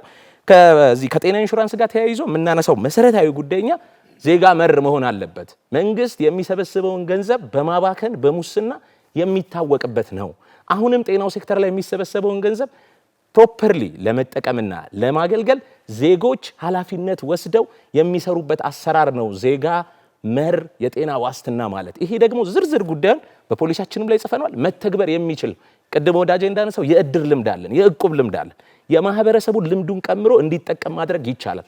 በትክክል የታሰበበት ሊተገበር የሚችል አሁን መንግስት እንደሚያደርገው ራሱ ብር ሰብስቦ ራሱ መድኃኒት ገዝቶ በሚያደርገው መንገድ ግን ይሄ 15 ዓመት የፈጀ ሂደት ሌሎች 15 ዓመቶችም ይፈልጋል ብለን እናስባለን። የሀብት ምንጭ ከመሰብሰብና የእርጥባን ከመለመን ካልወጣን፣ ከዛ አስተሳሰብ ካልወጣን የጤና ሉዓላዊነት ተጠብቋል ማለት አይደለም። እርዳታ ስንቀበል ፖሊሲያችንን አስጠብቀናል የምንለው እርዳታ ላይ ባለመመስረት ነው። ሚዛንን ምረጡ፣ ኢዜማ ምልክቱ ሚዛን ነው ላል እኔ አንድ ጥያቄ ብቻ ነው ለብልጽግና ማነሳው።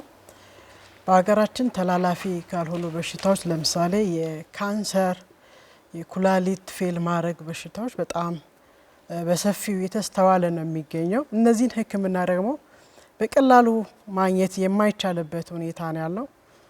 ዜጎች ለብዙ ወጪ ይዳረጋሉ፣ ለከፍተኛ ወጪ ንብረት ቤታቸውን ሀብት ንብረታቸውን እስከ መሸጥ ደረጃ ይደርሳሉና እነዚህን ችግሮች በዋና ከተማ ብቻ ሳይሆን በሌሎችም ዋና ዋና ከተሞች ላይ ከመፍታት አንጻር እስከ ዛሬ ድረስ ለምንድን ነው በደንብ መስራት ያልተቻለው?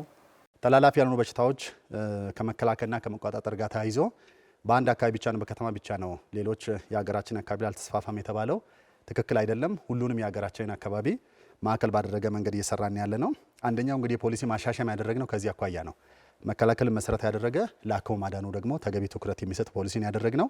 ከዚህ ጋር ተያይዞ ትልቁ አጋላጭ ምክንያቶች ላይ መስራት ነው። ለምሳሌ ኢትዮጵያ የሲጋራ ማጤስን ምጣኔ በአፍሪካ ደረጃ በጣም ዝቅተኛ ሀገር ካላቸው ውስጥ ትመደባለች። እነዚህ ተላላፊ ያልሆኑ በሽታዎች አጋላጭ ምክንያቶች ላይ መስራት አስፈላጊ ነው። እየሰራን የምንገኘው ህዝባችን እያስተማርን ነው። ለምሳሌ ኮሪደር ልማቱ በራሱ ለዚህ ጥቅም አለው። ሰዎች እንዲንቀሳቀሱ የአካል ብቃት እንቅስቃሴ እንዲያደርጉ ጤንነታቸው እንዲጠብቁ እንደምታውቁት የስፖርት ማዘውተሪያ በጣም በዝቷል። ይሄ ሁሉ ተላላፊ ያልሆኑ በሽታዎችን ለመቀነስ ትልቅ ግብዓት ነው።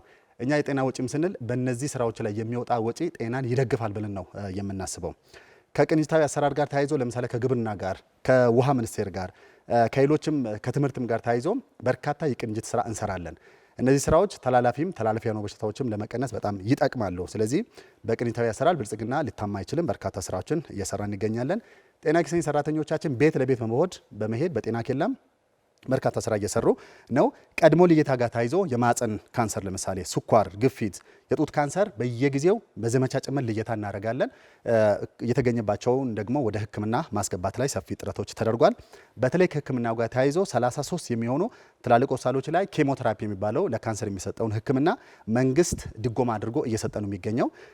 የመድኃኒት ጥረት የሚታይ ቢሆንም ግን በአግባቡ እንዲዳረስ ጥረት እየተደረገ ነው ያለው። ይሄ በሚቀጥሉት ወደ 100 ተቋማት ላይ የሚሰፋ ይሆናል።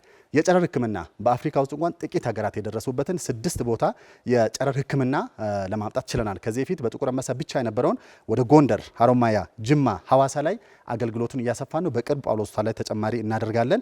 በአመት እስከ 10 ሺህ የሚሆን የጨረር ሕክምና እንሰጣለን። በሚቀጥሉት ዓመታት ደግሞ ወደ 10 ከፍ ለማድረግ ጥረት እናደርጋለን። ስለዚህ በርካታ ስራ እየተሰራ ነው የሚለው ቢታይ። ሁለት ጥያቄ ያለ ለብልጽግና ነው። በተለይ የጤና ሉዓላዊነትን በተመለከተ የኢትዮጵያ ጤና ሚኒስቴር ወይም የሀገሩ ጤና ሚኒስቴር ከአሜሪካ መንግስት ጋር የተዋዋለው አንድ ውል አለ። ይሄ ውል ምን እንደሆነ አናውቅም፣ ግን የዜጎችን መረጃ ለነሱ እንደሚሰጥ ነው በአንድም በሌላ የምንሰማው። ይሄ ግልጽ ነገሮችን የሚፈራረሙን ነገሮች ግልጽ ያለማድረግ ችግር በሁሉም ዘርፍ ላይ እንዳለ ሆኖ ጤናው ላይ ግን የሚመለከተን እሱ ስለሆነ ይሄ ነገር ምንድነው ለህዝባችን የሚያመጣው ጥቅም ጉዳት ምንድነው የሚለውን ብትነግሩን። በተለይ ሰሞኑን ዚምባብዌ ይሄንን ተፈራረሚ ተብላ አልፈራረምም ብላለች፣ መረጃው አለ። ኬንያ ተፈራርማ ነገር ግን በፓርላማ አሁን አግደውታል። እነዚህ ይሄ ነገር የሚያሳየው ዜር ኢዝ ሳምቲንግ እንድንጠረጥር የሚያደርጉ ጉዳዮች እንዳሉ ነውና እኛ ግን ያለምንም እንትን ህግም ስለሌለ ይሁን ወይ ፓርላማ ላይ ሄደንም እንደነ ኬንያ አላጸደቅ ነው ስምምነት ተፈራርመናልና ይሄ ነገር ግልጽ ቢሆን ለህዝባችን፣ ምክንያቱም የጤና ሉዓላዊነታችንን ለሌላ አሳልፎ የመስጠት ጉዳይ ሊኖርበት ስለሚችል የኢትዮጵያ መንግስትና የአሜሪካ መንግስት መካከል የነበረው የ1.6 ቢሊዮን ዶላር ስምምነት ነው። እንደ የትኛውም ሀገር ኢትዮጵያ ከሌሎችም አገራት ጋር መንግስት ለመንግስት ትብብርን እያጠናከረች ትሄዳለች። በዚህ ደግሞ ብልጽግና የማይታማ ነው። የአገርን ሉዓላዊነት ፖሊሲያችንን የፖሊሲ ነጻነታችንን ጠብቀን እንደምንሰራ ይታወቃል። ህዝባችንም ያውቃል። በፊት እንግዲህ በዩኤስአይዲ ሲደገፉ የነበሩትን ፕሮጀክቶችን የአሜሪካ መንግስት በማቋረጡ ከመንግስት ጋር በቀጥታ አብሮ ለመስራት የመጣ አማራጭ ነው። መልካም ነው። ከአንድ ወር በላይ ወስደን ቁጭ ብለን አይተን በጋራ የተሰራ ስራ ነው። የአሜሪካ መንግስት ብቻም ሳይሆን የኢትዮጵያ መንግስት ኮንትሪቢዩት አድርጓል። እዚህ ውስጥ ባለፈው በሚዲያ እንደገለጽ ነው የሌሎች ሀገሮች እዚህ ውይይታችን አካል አይሆንም፣ ግን ኢትዮጵያ ሉዓላዊነታችንን በጠበቀ መንገድ የራሳችንን ፖሊሲ አስቀድመን እንዲሁም ደግሞ ትኩረት የሚሰጥባቸውን ቦታዎች ቁጭ ብለን ተነጋግረን ሙሉ በሙሉ እኛ ባቀረብነው ስትራቴጂና ሀሳብ የተፈራረምን ነው። በቀጣይነትም ከህዝብ ተወካዮች ምክር ቤት ጋር ውይይት እያደረገን ያለ ነው። ወደ ስራ የሚገባ ነው። የዳታ አሳልፎ መስጠት የሚባሉ ነገሮች ከየት እንደመጡ አናውቅም። ከተግባቦት ውስጥ የሚገቡ ነገሮች ይኖራሉ፣ ግን ከጤናው ከመስጠት ባሻገር ሌላ የተለየ ችግር እንደሌለው በዚሁ አረጋግጬ መናገር እፈልጋለሁ። እንግዲህ ሀብት እናሰባሰባለን ስንል ከእንዲህ አይነት አገራት ጋር አብሮ መስራት በቀጣይነትም የሚቀጥል ነው። በዚህ ደረጃ ቢታይ የጤና ተቋማት አሁን በምናየው በሰላምና ጸጥታ ምክንያት የጉዳት ላይ ደርሷል፣ ጉዳት ላይ ናቸው ያሉት። ብዙ የጦርነት ማዕከላት እየሆኑ ነው እና ይሄ ማለት ይሄንን የጤና ችግር ወይም ደግሞ ይሄ ሰላምና መረጋጋቱ በጤናው ዘርፍ ላይ እያስከተለ ያለውን ችግር እንዴት ነው ለመቅረፍ የምታስቡ? ተያያዥነት ስላላቸው ጤናው ላይ ብቻ እንዲናረጋለን እያለን እዛ ጋር ያንን ችግር መቅረፍ ካልቻለን ደግሞ የሚያመጣው ውጤት ከፍተኛም ነው ብዬ አስባለሁ። እንደሚታወቀው ከብልጽግና ፓርቲ በላይ ለሰላም ጥረት ያደረገ ለሰላም እጁን የዘረጋ የለም። በዚህ ውስጥ የጤና አገልግሎት እንዳይስተጓጎል ከፍተኛ ጥረት ተደርጓል። አንጻራዊ ሰላም በመላው የሀገራችን እየመጣ ባለው ሁኔታ ጤና አገልግሎት ሳይስተጓጎል ሁሉም ቦታ ላይ እንዲሰጥ ጥረት እያደረገ እንገኛለን። ግን በዚሁ ከጦርነት በስተጀርባ የሀሳብ ጠማቂ የሆኑ በርካታ የፓርቲ አባላቶች ይኖራሉ። እዚህ ካሉትም ተፎካካሪ ፓርቲዎች የምፈልገው የጤና አገልግሎቱ እንዳይስተጓጎል፣ ጫካ ውስጥ ሆኖ ማህበረሰባችን ወደ ጤና አገልግሎት እንዳይሄድ፣ ጤና ተቋማት እንዲዘጉ እያደረጉ ያሉትን ፓርቲዎችንም ጭምር እንደው ለህዝብ የሚያስቡ ከሆነ ጤና አገልግሎቱ መስተጓጎል የለበትም የሚሉ ከሆነ እነዚህን ጫካ ውስጥ ያሉ በሰላም እንዲመጡ እንዲረጋጉ ይህን ድርጊታቸው እንዲቆጥቡ እዚሁ ራሱ መግለጫ ቢሰጡ ጥሩ ነው ብዬ ነው የማስበው። ህዝባችንን ለመጥቀም የሚታሰብ ከሆነ ይህን ቢያደርጉ። መልሶ ማቋቋሙ ግን ከ90% በላይ ግጭት ብቻ አይደለም። በተለያዩ ሰው ሰራሽና የተፈጥሮ አደጋ የተጎዱ ጤና ተቋማትን ሙሉ በሙሉ ማለት በሚያስችል መንገድ ገንብተናል። በርከት ያሉ ቦታዎች ራሳችን እንደመራ ሄደን አይተናል።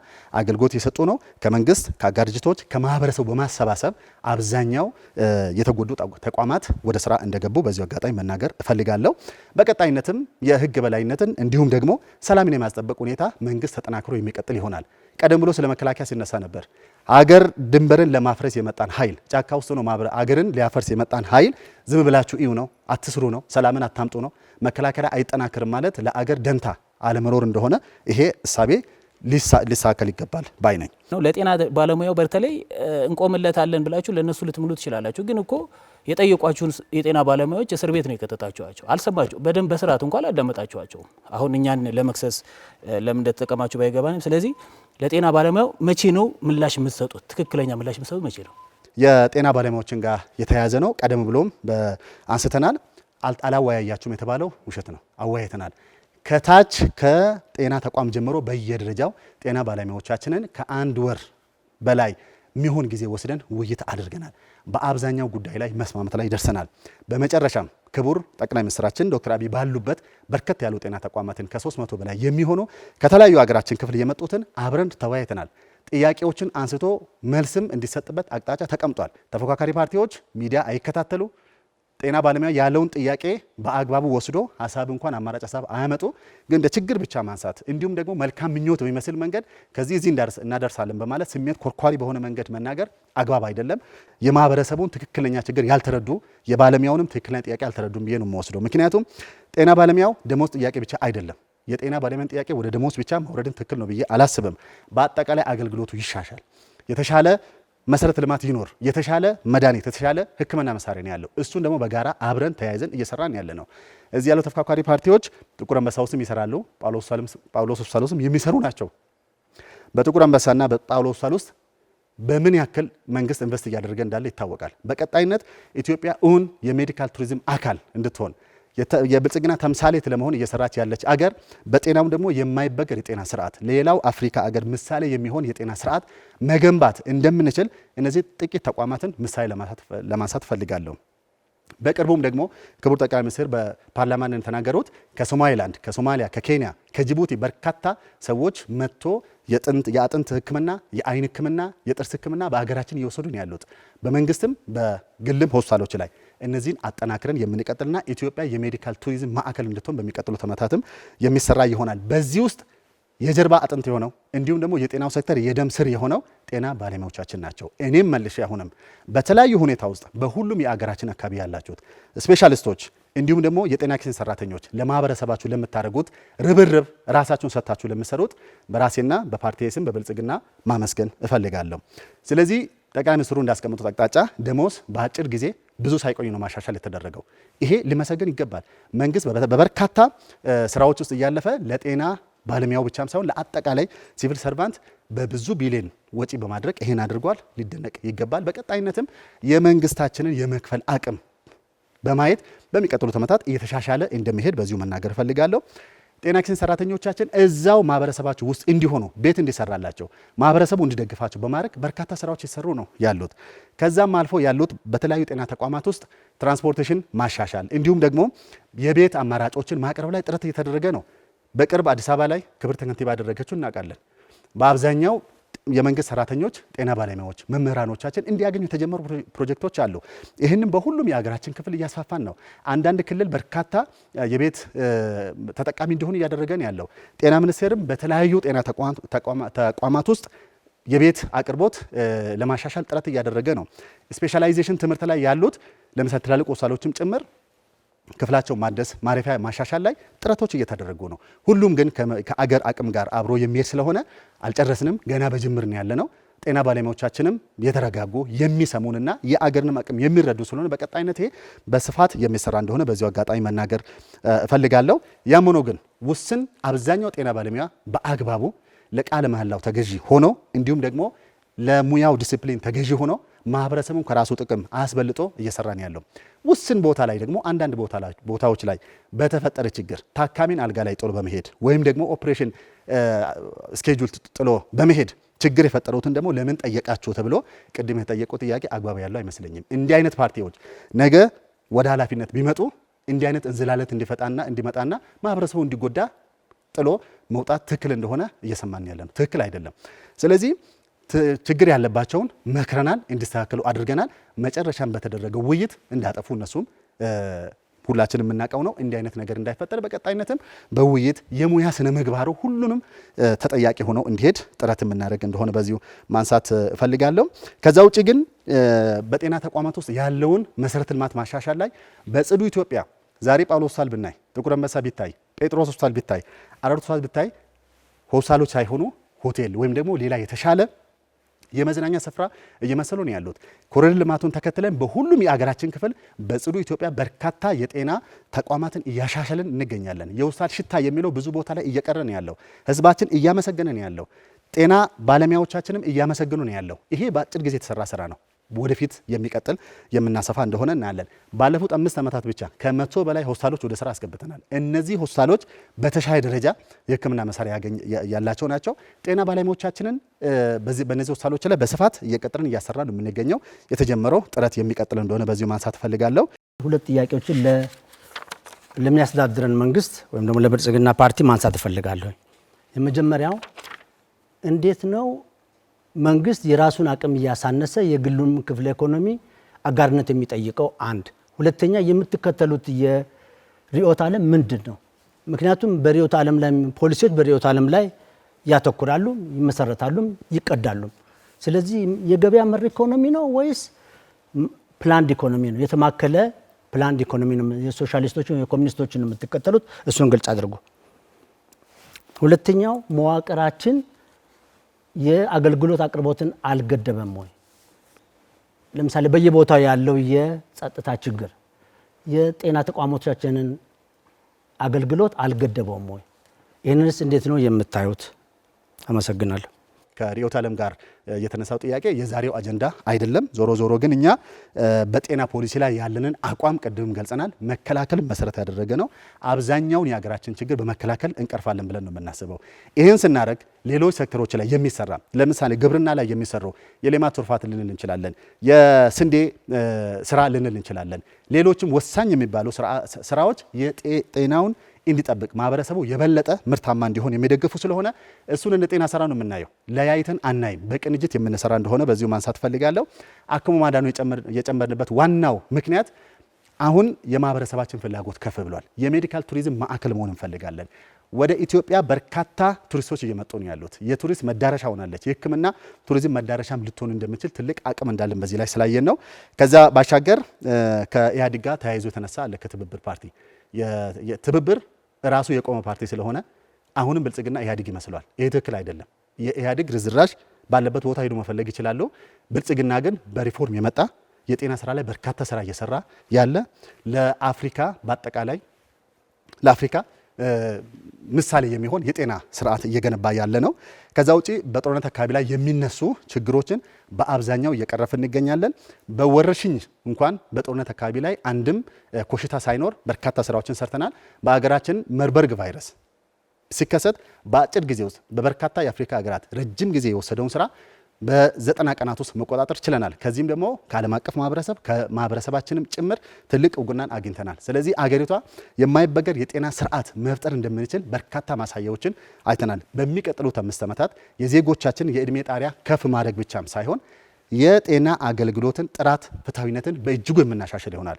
ከፓርቲዎቻችን ከተፎካካሪ ፓርቲዎቻችን የምንፈልገው የሰሩ መልካም ነገሮችን መልካም ነው ማለት ጥሩ ነው። ለምሳሌ ነኢፓ ጤና መድላ ሌሎችም ስራዎች ላይ የሰሩ ስራዎች መልካም ነው ብሎ ተናግሯል። እንዲህ አይነት እንፈልጋለን። የፖለቲካ ምህዳሩን ስናሰፋ የሰሩ መልካም ነገሮችን መቀበል፣ ክፍተቶችን ደግሞ ማረም በሚያስችል መንገድ በመደጋገፍ ለአገር በማሰብ ለጤና ተቋማት በማሰብ ትችቶችን ማምጣት የሚቻል ነው። በዚህ ደረጃ እንድናገር ያደረገው ያመጣ ነው ለውጥ ስለሆነ በዚህ ደረጃ ድጋፍ እንዲያደርጉና አማራጭ ሀሳቦች እንዲያመጡ እንፈልጋለን። ከዛ ባሻገር በሚቀጥሉት ዓመታት ከጤና ባለሙያዎቻችንን የማሰልጠን በርካታ አቅሞች እንዲገነቡ ማድረግ በተለይ ከተለያዩ ሀብቶች ከተለያዩ ምንጮች ሀብቶችን በማሰባሰብ ሁሉም ጤና ባለሙያ እንዲቀጠር እንሰራለን። ኢትዮጵያ ጤና ባለሙያ በመንግስትም በግልም በሁለት ቦታ ላይ እንዲሰሩ ከሚፈቅዱ አገራት መካከል አንዱ ነን። ይህን አሁንም አጠናክረን እንቀጥላለን። ጤና ባለሙያዎቻችን ሰብሰብ ብሎ የግል ተቋማትም ጭምር ውስጥ ሰርቶ የተሻለ ለሜዲካል ቱሪዝም አቅም እንዲሆን እንዲሰሩ እንፈልጋለን። በመንግስት ጤና ተቋማትም የፕራይቬት ዊንግንም ሌሎችንም የአገልግሎት ማሻሻያ ጭምር የምንሰራና በአግባቡ ወደ ጤና ሴክተር ውስጥ ከፍተኛ ተሰሚነት እንዲኖራቸው የምንሰራ ይሆናል። ጤና ባለሙያዎቻችንም አሁንም የጀርባ አጥንቶች ናቸው። በየሰፈሩ የእናቶችን ሞት በመቀነስ የህፃናትን ሞት በመቀነስ ግንባር ቀደም ሆኖ እየሰሩት እነሱ ናቸው። አገራችን በቅርብ ጥናት ይፋ ሆኗል። የእናቶች ሞት የህፃናት ሞት በአፍሪካ ውስጥ ከፍተኛ መቀነስ የታየበት የእናቶችን ሞት ወደ 141 ከመቶ ሺህ ከዛሬ 5 ዓመት በ50% በመቀነስ ከፍተኛ እውቅና አግኝታለች። አብረን በሰራናቸው ስራ ውጤታማ ሆነናል። በቀጣይነትም እንቀጥላለን። ምልክታችን የስንዴ ነዶ ነው። ብልጽግናን ይምረጡ። አመሰግናለሁ። ደቂቃው ተጠናቋል። ትብብር ላይ ነው ማነሳው። አሁን ያለው የከፍተኛ የጤና ችግር እውነት በመንግስት ብቻ ሊፈታ ይችላል ብለው አምነው ነው ሁሉንም ወደ ግል ወደ መንግስት እናደርጋለን ብለው እያሉ ያሉት? ይሄ ከሀገሪቷ ነባራዊ ሁኔታ አንጻር ምን ያህል ሊያዛልቃቸው ይችላል የሚል ጥያቄ ነው ያለኝ። አመሰግናለሁ። የመጀመሪያው ጥያቄ የግሉን ዘርፍ መዝጋት አይሆንም ወይ ነው። ምናልባት አለመደማመጥ ይሆናል እንጂ የግሉን ዘርፍ የመዝጋት አላማም ፕሮግራም የለንም። ነገር ግን በዋናነት የጤናውን ዘርፍ ሊመራው የሚገባው ሊቆጣጠረው የሚገባው መንግስት ነው ብለን እናምናለን። ምክንያቱም የግሉ የጤናው ዘርፍና የመንግስት የጤና ዘርፍ በቅንጅት እስካልሰሩ ድረስ ህብረተሰቡ ትክክለኛ የሆነ የጤና አገልግሎት ያገኛል ብለን አናምንም። ምክንያቱም አሁን የመንግስቱም ዘርፍ ፕራይቬት ዊንግና የተለያዩ ነገሮች ይባላል። ውስጡ ሲታይ ሌላ ነው። ትክክለኛ የሆነ መንግስት መር የሆነ መንግስት የጤናውን ዘርፍ በስነ ስርዓት መከታተል መቆጣጠር የሚችልበትን ፖሊሲ እንዘረጋለን እንጂ ያለ ግል ተቋሙ የኢትዮጵያን የህዝብ ጤና ሽፋን ማዳረስ ይቻላል የሚል እምነትም የለንም፣ ፕሮግራምም የለንም። ትብብር በተመለከተ እንግዲህ ተባብረው መጥተዋል። ግን ለህዝባቸው የተባበረ ሀሳብ ይዘው አቅርበው አልሰማሁም፣ አላዳመጥኩም፣ ለህዝባቸውም አላቀረቡም ይመስለኛል። ጥቃቅን ሀሳቦችንና ወቀሳዎችን ነው ይዘው የመጡት። ስለዚህ ወቀሳ ሳይሆን ወይም ደግሞ አውዱና የጤና ፖሊሲው ምንድነው የሚለውን ነገር የተረዱም አልመሰለኝም፣ ያልገባቸውም ይመስለኛል። ገና ዝግጅት ላይ እንደሆኑ ነው የሚናገሩት።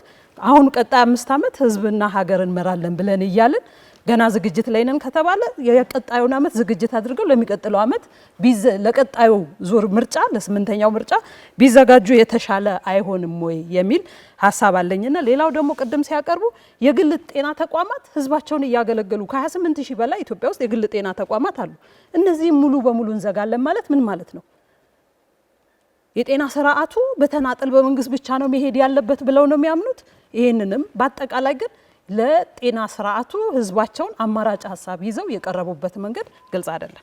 ምናልባት እንግዲህ ፖሊሲያቸውን የማያውቁት እነሱ ይሆናሉ እንጂ የሚከተሉት ያው አገር ያወቀው ፀሐይ የሞቀው ነው። እኛ ፖሊሲያችንም ተናግረናል። ፖሊሲያችን ታሞ ከመማቀቅ አስቀድሞ መጠንቀቅ ነው። መከላከልን መሰረት ያደረገ የጤና ፖሊሲ ነው እናራምዳለን ብለን የምናምነው። ያው እንደሚታወቀው ብዙ የኢኮኖሚ ቀውስ የሚያመጣው ሰው ታሞ ወደ ሕክምና ተቋማት ከሄደ በኋላ ነው። ምክንያቱም ሲታመም የመድኃኒት አቅርቦቱ አሉ፣ የሕክምና መገልገያ መሳሪያዎች አሉ፣ ብዙ ጣጣዎች ስላሉ እነዚህም ሁሉ ወጪዎች መቀነስ የሚቻለው ህብረተሰቡ መጀመሪያ ጤናውን መጠበቅ ሲችል ነው ብለን እናምናለን። ምክንያቱም በቂ የውሃ አቅርቦት፣ በቂ የሆነ የጤና ግንዛቤ ህብረተሰቡ እንዲኖረው በማድረግ ህብረተሰቡ ጤናውን እንዲጠብቅ ማድረግ ይቻላል የሚል አላማ ነው ያለን። በዚህ እንድትረዱን እንጠይቃለን። አመሰግናለሁ።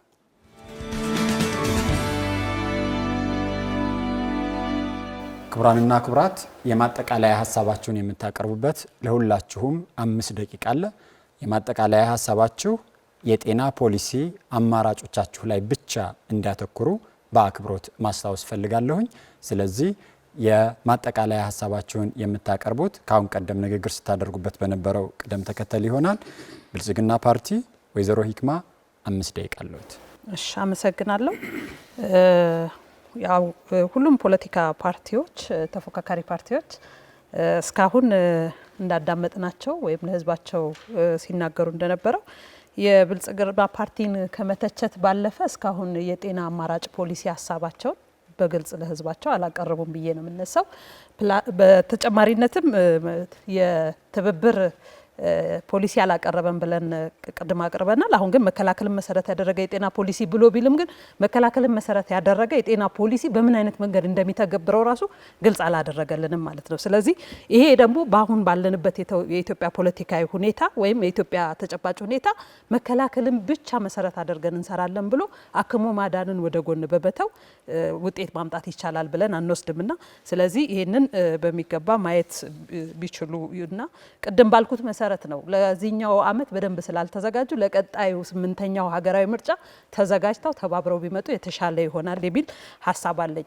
ውድ ኢትዮጵያውያን በሚቀጥለው አመታት በአፍሪካ የብልጽግና ተምሳሌት የሆነች ሀገር ለመፍጠር የማይበገር የጤና ስርዓት መገንባት አስፈላጊ ነው። በመሆኑም የጤና ልማት ዘርፍ የተገኙትን ስኬቶች በማስቀጠል ያጋጠሙ ተግዳሮቶችን በመፍታት ሁሉ አቀፍ ፍትሃዊና ማህበራዊ እድገትን ማረጋገጥ ቀጣዩ አቅጣጫ ነው። በሚቀጥለው ሀገር አቀፍ ምርጫ ድምጻችሁን ከሰጣችሁን ሁሉ አቀፍ የጤና ጥራትና ተደራሽነትን ለማረጋገጥ በሽታ መከላከልና አክሞ ማዳን ፖሊሲያችንን በስፋት እንተገብራለን። ለበርካታ የጤና መታወኮች የዜጎች ሞት ምክንያት እየሆኑ የመጡትን ተላላፊ ያልሆኑ በሽታዎችን ለመግታት ከሚሰጡ ቅድመ መከላከል ትምህርቶች በተጨማሪ የሕክምና አገልግሎት እንዲሰጡ እናደርጋለን። ከፍተኛ የሕክምና አገልግሎት የሚሰጡ ተቋማትን በማስፋፋት የጤና ቱሪዝምን ማዕከል ለመሆን እንሰራለን። የሆስፒታሎቻችንን ደረጃ አቅም በማሳደግ የግል ጤና ተቋማትና የውጭ ሀገር የሚኖሩ ትውልድ ኢትዮጵያውያንን ተሳትፎ እንዲጎለብት በትብብር እንሰራለን። የጤና መድህን ሽፋን በማስፋፋት የሀገር ውስጥ አቅምን በማሻሻል ዜጎቻችን አስከፊ የህክምና ወጪን በመታደግ ሁሉም ዜጋ ጥራት ደህንነቱን የጠበቀ የጤና አገልግሎት እንዲኖር እንሰራለን። መድኃኒት፣ የህክምና እቃዎችና የአካል ድጋፍ ምርቶችን በሀገር ውስጥ ሲመረቱ ጤና ይጠናከራል፣ ኢኮኖሚም ይበረታል።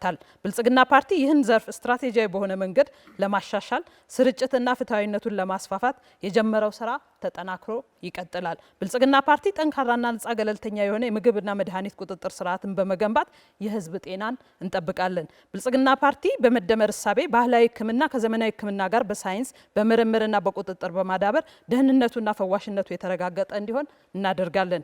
ፓርቲያችን ብልጽግና ለችግር የማይበገር ስርዓት የጤና ስርዓት በመገንባት ወረሽኝ፣ ድንገተኛ አደጋና የጤና አደጋዎችን ለመቋቋም የሀገር ውስጥ ህክምናን አጠናክረን እንሰራለን። ተነሳሽነትና ብቃት ያለው የጤና ባለሙያ የጤና ዘርፍ የጀርባ አጥንት ነው። የባለሙያ ስራ ሁኔታ ጥቅሙንና ክብሩን የማሻሻል ስራ የፓርቲያችን ቁልፍ አጀንዳ ሆኖ የሚቀጥል ሲሆን የባለሙያ ብቃት ክህሎት ማሳደግና የባለሙያ ተደራሽነትን ወደ ዓለም አቀፍ አማካይ ደረጃ ለማድረስ እንሰራለን። በቀጣይ የዜጎቻችን በህይወት የመኖር አማካይ እድሜ 70 ዓመት እንዲደርስ እንሰራለን። በመሆኑም ብልጽግናን መምረጥ ጤናማ አምራች ዜጋን መምረጥ ነው። ምልክታችን የመደመር የአንድነትና የትብብር ምልክት ነው። ምልክታችን የስንዴ ነዶ ነው። የስንዴ ነዶ መደመርን፣ አንድነትንና ትብብርን የሚያመላክት ነው። ብልጽግናን ይምረጡ፣ ኢትዮጵያን ወደ ተምሳሌት ሀገር እናሻግራለን። ብልጽግናን ይምረጡ።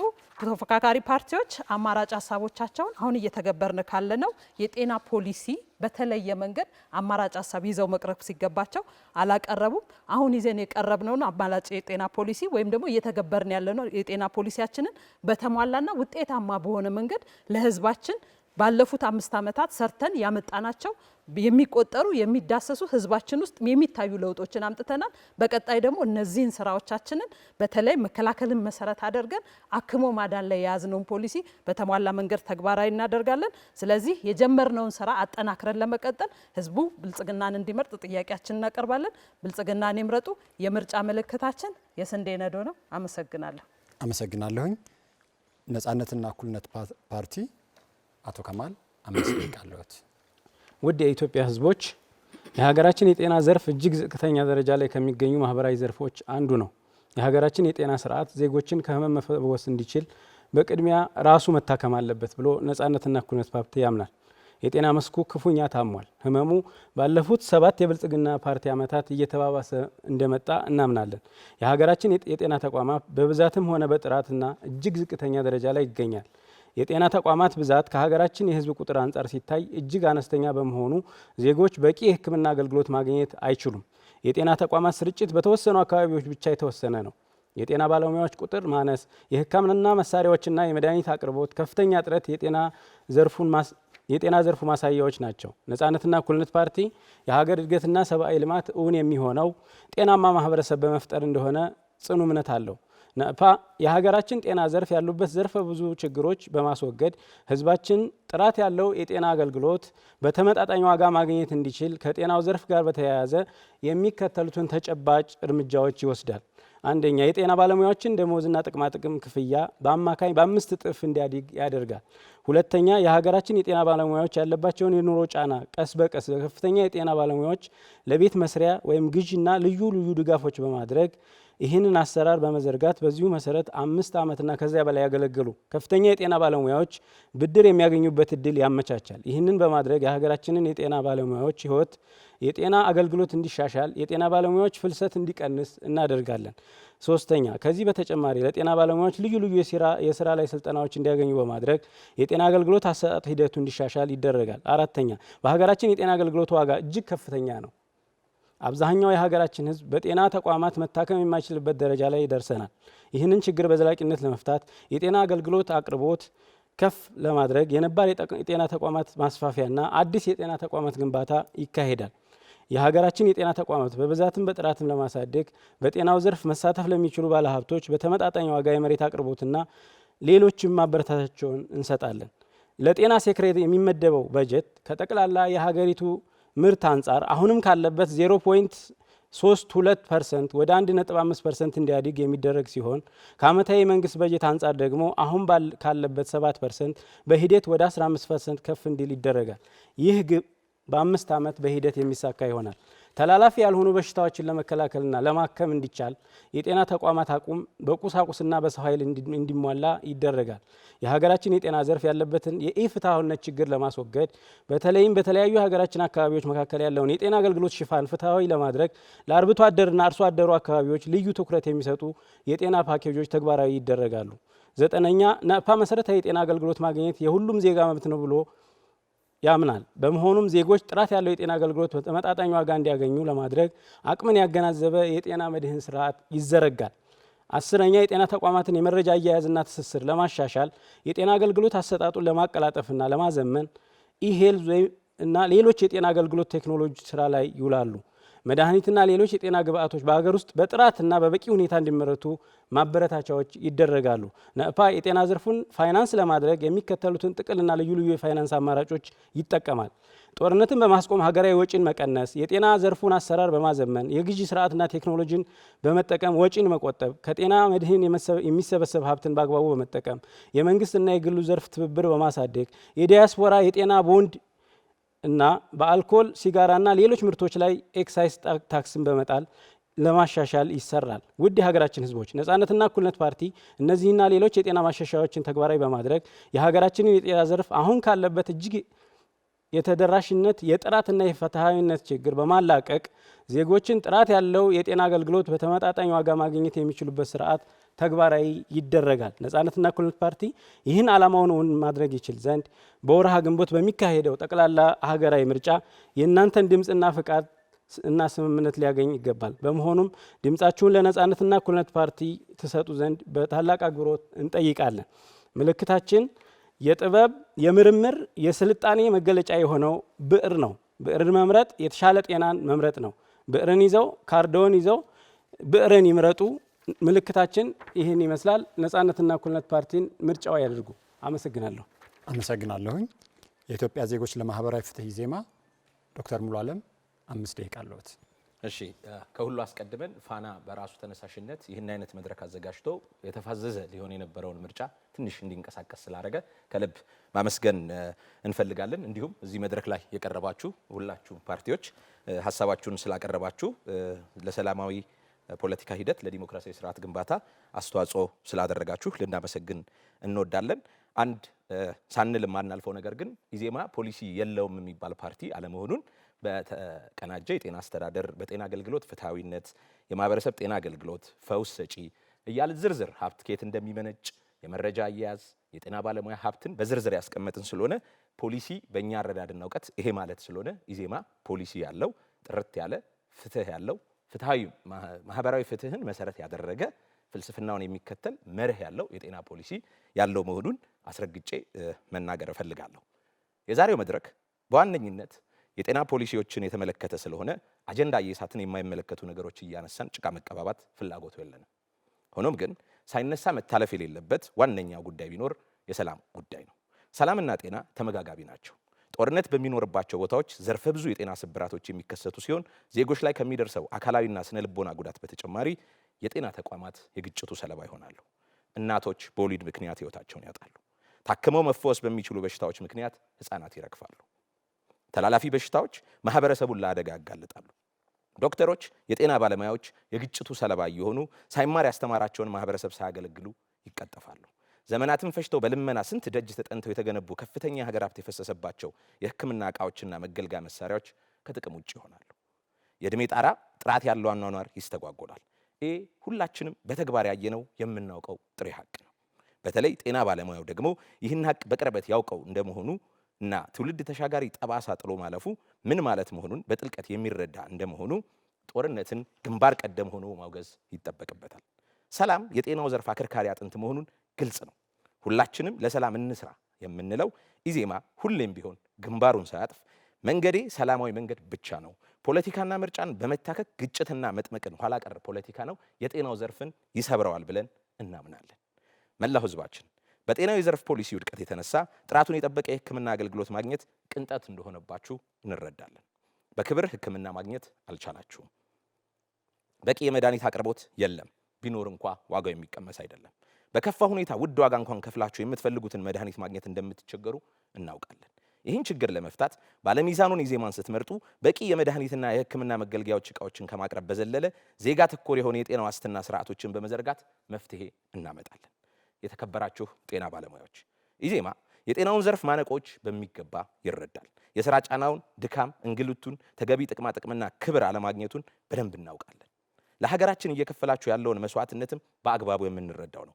በጥቂት እንዝህላል ባለሙያዎች ምክንያት እጃችሁ አመዳፋሽ እንደሚሆንም ስማችሁ እንደሚጠፋ ቀድሞ የነበረው ክብር እንኳ ተራክሶ እርካታ የሌለው ኑሮ እንደምትገፉ እናውቃለን። በዚህ ሁኔታ ውስጥ ሆናችሁ ሀገራችሁና ህዝቡን ለምታገለግሉ ባለሙያዎች ሁሉ ምስጋና ይገባችኋል። ሀገራችን ያላት አቅም ሁሉ አስተባብረን ቢያንስ ከአንድ ካድሬ የተሻለ ኑሮ እንድትኖሩ ማድረግ ይገባናል ብለን እናምናለን። ደግሞ በአገልጋይነት መንፈስ ባስቀደመ ሂደት ተባብረን ህዝቡን የጤናውን ዘርፍ አንድ ደረጃ ማሳደግ የምንችለው ጤናን በምሉዕነት ተረድተን የተቀናጀ የጤና ፖሊሲ አስተዳደርን ተግባራዊ ስናደርግ ብቻ ነው የሚል ጽኑ እምነት አለን። ስለዚህ ሚዛንን መርጣችሁ በጋራ የሚከፈለውን መስዋዕትነት ሁሉ ከፍለን የጤናውን ዘርፍ ሉዓላዊነት እንድናረጋግጥ ጥሪያችንን እናቀርባለን። ሚዛንን ምረጡ እንላለን። በጤናው ዘርፍ ላይ ለተሰማራችሁ የግል ባለሀብቶች ኢዜማ በጤናው ዘርፍ ላይ የምታደርጉትን ጉልህ አስተዋጽኦ ያከብራል። ኢዜማ መንግስት ሲሆን ከእናንተ ጋር በመተባበር በተመጣጣኝ ዋጋ ማህበረሰቡን ጥራት ያለው ህክምና እንዲያገኝ ለማስቻል በቅርበት የሚሰራ ይሆናል። ለህክምና ወጪ ሀገር የምታባክነውን የውጭ ምንዛሪ ሀገር ቤት በማስቀረት የሚያስችሉ ትብብሮች የምናደርግ ሲሆን እናንተን የሚረዳበት መንገድና እይታም ዘርፉ ላይ ባላችሁ ጉልህ አስተዋጽኦ ነው። ውድ ኢትዮጵያውያን፣ ኢዜማ ችግሮችን ከነመፍትሄው የሚያሳይ የተደራጀ ፖሊሲ ያለው ፓርቲ መሆኑን ከእያንዳንዱ ዘርፍ ክርክር የተደረዳችሁ ይመስለናል። በመሆኑም ይህ መርሃችን ከብሔር ኮታ ባፈነገጠ መልክ ምሉ በሆነ አካታችነት ብቃትን ታሳቢ ያደረገ ህዝቡን የማገልገል ኃላፊነት መውሰድን ሳናዛንፍ የምንተገብር መሆኑን ቃል እየገባን ክርክሮችን በግልጽ እንድትሳተፉ ተስፋ እናደርጋለን። ምልክታችን ሚዛን ነው። የተቀናጀ የጤና አስተዳደር ፖሊሲ ያደረገውን ኢዜማን ምረጡ እንላለን። ሚዛናዊ አስተሳሰብ ያለው የምርጫ ምልክቱ ሚዛን የሆነውን ኢዜማ ምረጡ። ኢዜማ በሁሉም ክርክሮች ብቃት ያላቸው ጉዳዩን የሚያውቁ ሰዎችን እያሳተፈ እንደሆነ እያያችሁት ነው። ምልክታችን ሚዛን ነው። ሚዛንን ምረጡ። በቀጣይ መንግስት አድርጋችሁ የምትመርጡን ሲሆን የተቀናጀ የአስተዳደር ጤናን ተከትለን በጤናው ዘርፍ ልዩነት እናመጣለን እንላለን። አመሰግናለሁ። ትብብር ለኢትዮጵያ አንድነት ረዳት ፕሮፌሰር ዝናቡ አመሰግናለሁኝ። መቀጠል ይችላሉ። የሀገሬ ህዝብ ሆይ በ5 ዓመት አንድ ቀን ለ2 ሰዓት የሚደረግ ክርክር ትክክለኛውን ግንዛቤ ይፈጥራል ብለን ለማመን እንቸገራለን። ይሄ ሂደት ባለፉት 5 ዓመታት ሂደቱ መጓዝ ነበረበት። ከህዝብ ጋር ተገናኝተን መነጋገር መወያየት ነበረብን። ዛሬ በ2 ሰዓት ውስጥ ሁሉንም አምጣ የሚባልበት አይደለም። ቢሆንም እንደ ትብብር የተቀናጀ የልማት መርህን እናሰፍናለን ነው የምንለው። የተቀናጀ የልማት መርህ ማለት ሁሉን ዘርፍ በእኩልነት የሚያይ የተመጋገበ የተሳሰረ አንዱ ከአንዱ ጋር የተመጋገበ የኢኮኖሚ ስርዓትን ስንፈጥር ጤናው ከዛ ውስጥ ሊለይ አይችልም። ስለዚህ ሌላውንም ስናዳብር ግብርናውን፣ ኢንዱስትሪውን፣ አገልግሎቱን ስናዳብር የጤናውም ዘርፍ ሊዳብር ይችላል። እዚህ ላይ ምናልባት ዛሬ ብልጽግና የሚናገረው የመንግስትን ስራ ነው ወይስ የብልጽግና ፓርቲን ነው? አሁን እኔ የምናገረው እንደ ፓርቲ ነው። ስለዚህ የፓርቲና የመንግስትን ስራ መለየት ግድ ይሆናል። ፓርቲው ሰራ የምንለው ነገር አይደለም። የሰራው መንግስት ነው። መንግስት ደግሞ ከህዝብ በሰበሰበው ግብር የሰራው ነው እንጂ ከራሱ ኪስ የሰራው ነገር አይደለም። እኛ በተለይ አሁን አሳሳቢ የሆነውን የጤና ዘርፍ ማነቆ ቅድም ተብሏል፣ በተደጋጋሚ ተጠቅሷል። ሰላምን ማስፈን ግድ ይላል። ምክንያቱም አንድ ሰው ደሙ እየፈሰሰበት ጤናውን ልንጠብቅ አንችልም። በኢኮኖሚም ዘርፍ ውጊያው፣ ጦርነቱ በጀቱን እየበላው ሀብቱን እየበላው ልንቀጥል የምንችልበት መንገድ የለም። ስለዚህ ሰላም ይስፈን፣ ጦርነት ይቁም ብለን ዛሬም ነገም እንናገራለን። ያ ማለት የተቀናጀ የልማት ስራዎችን ስንሰራ የጤናውንም ዘርፍ በእኩል ደረጃ እናስተካሄዳለን። በተለይ ሶሻል ዲሞክራሲ እንደምናራምድ ፓርቲ ወይም ደግሞ ትብብር አነስተኛ ገቢ ያላቸውን የዜጎች ክፍል በጤናው፣ በትምህርቱ፣ በሌሎችም የአገልግሎት ዘርፎች እንዲጠናከሩ፣ እንዲበረቱ አልፎም በነፃ የሚያገኙበትን መንገድ እንመሰረታለን፣ እናመጣዋለን። ስለዚህ አሁንም አሳሳቢ የሆነው ቅድምም የሚመነሳት የሚገባው የአእምሮ ጤና ጉዳይ እልባት መሰጠት አለበት። የአእምሮ ጤና ደግሞ በአንድና በሁለት ዓመት እየመጣም አይደለም። ባለፉት ስርዓታት በሙሉ ህዝቡን በማስጨነቅ በመግደል በማሰር ፍራስትሬሽን ዲፕሬሽን ውስጥ እንዲገባ ያደረግነው ስራ ስለሆነ በሂደት ይሄን ነገር ወደ መረጋጋቱ እንመጣለን። በተለይ ወጣቱን በስራ አጥነት የተንገላታን ወጣት ስራ በመስጠት የጤናው ባለሙያ ብቻውን አይደለም፣ ሁሉንም ወጣት ወይም ደግሞ ስራ ፈላጊ የስራ እድል እንዲፈጠር ማድረግ ግዴታችን ይሆናል።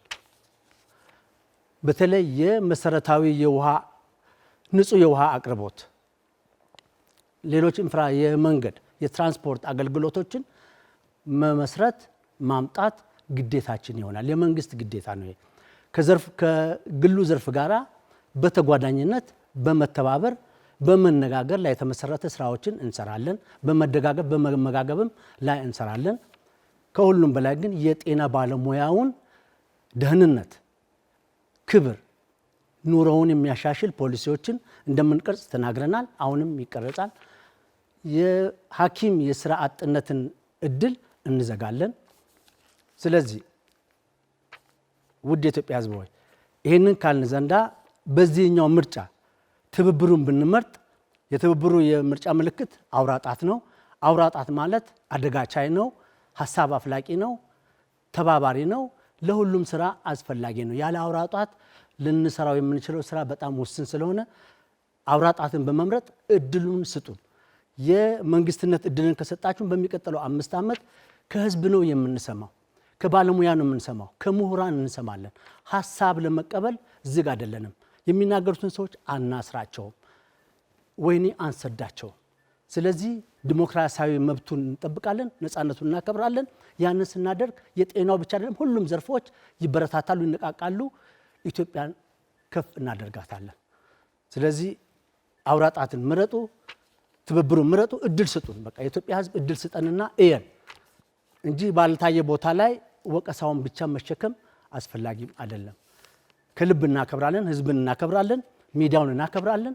ሚዲያውም ምርጫ በመጣ ጊዜ ብቻ ሳይሆን ከምርጫውን በኋላ የሚኖሩትን ጊዜያት እያንዳንዳችን ፓርቲዎች እንደዚህ ማወያየት፣ ሰፋፊ መድረኮችን መክፈት፣ ከምሁራን ከአዋቂዎች ጋር ምሁራን ስል ገበሬውም አዋቂ አለው፣ ላባደሩም አዋቂ አለው፣ ሰርቶ አደሩም እናቶችም አዋቂዎች አሏቸውና የእነሱን ምክር መስማት ግድለናል። አመሰግናለሁ። አመሰግናለሁኝ። ክቡራንና ክቡራት እዚህ ቦታ ተገኝታችሁ በጤና ፖሊሲ ላይ ለመላው ኢትዮጵያውያን በሚቀጥለው 5 ዓመት መንግስት ብትሆኑ እንዴት አይነት ኢትዮጵያን በጤናው ዘርፍ እንደምትገነቡ ያላችሁን የፖሊሲ አማራጭና አተያይ ለመላው ኢትዮጵያውያን ስላቀረባችሁ እናመሰግናለን። ክቡራን ተመልካቾቻችን ፋና ሚዲያ ኮርፖሬሽን ፋና መድረክ በተሰኘው የፖለቲካ ፓርቲዎች 7ኛው አጠቃላይ ሀገር አቀፍ ምርጫን ተከትሎ ለመራጩ ህዝብ ምን አይነት አማራጭ ፖሊሲ እንዳላቸው በሁሉም ዘርፎችና ሴክተሮች ምን መስራት እንደሚፈልጉና ምን መስራት እንደሚመኙ እንዴት ለመስራትም እንደሚፈልጉ ያላቸውን የፖሊሲ አማራጭ የምናቀርብበት መድረክ በሌሎች የክርክር ርዕሰ ጉዳዮችም ይመለሳል። የዛሬው በዚህ ተጠናቋል። አብራችሁን ስለነበራችሁ እናመሰግናለን። ክቡራንና ክቡራት እናንተንም በመላው ኢትዮጵያውያን ስም እናመሰግናለን። ጤና ይስጥልን።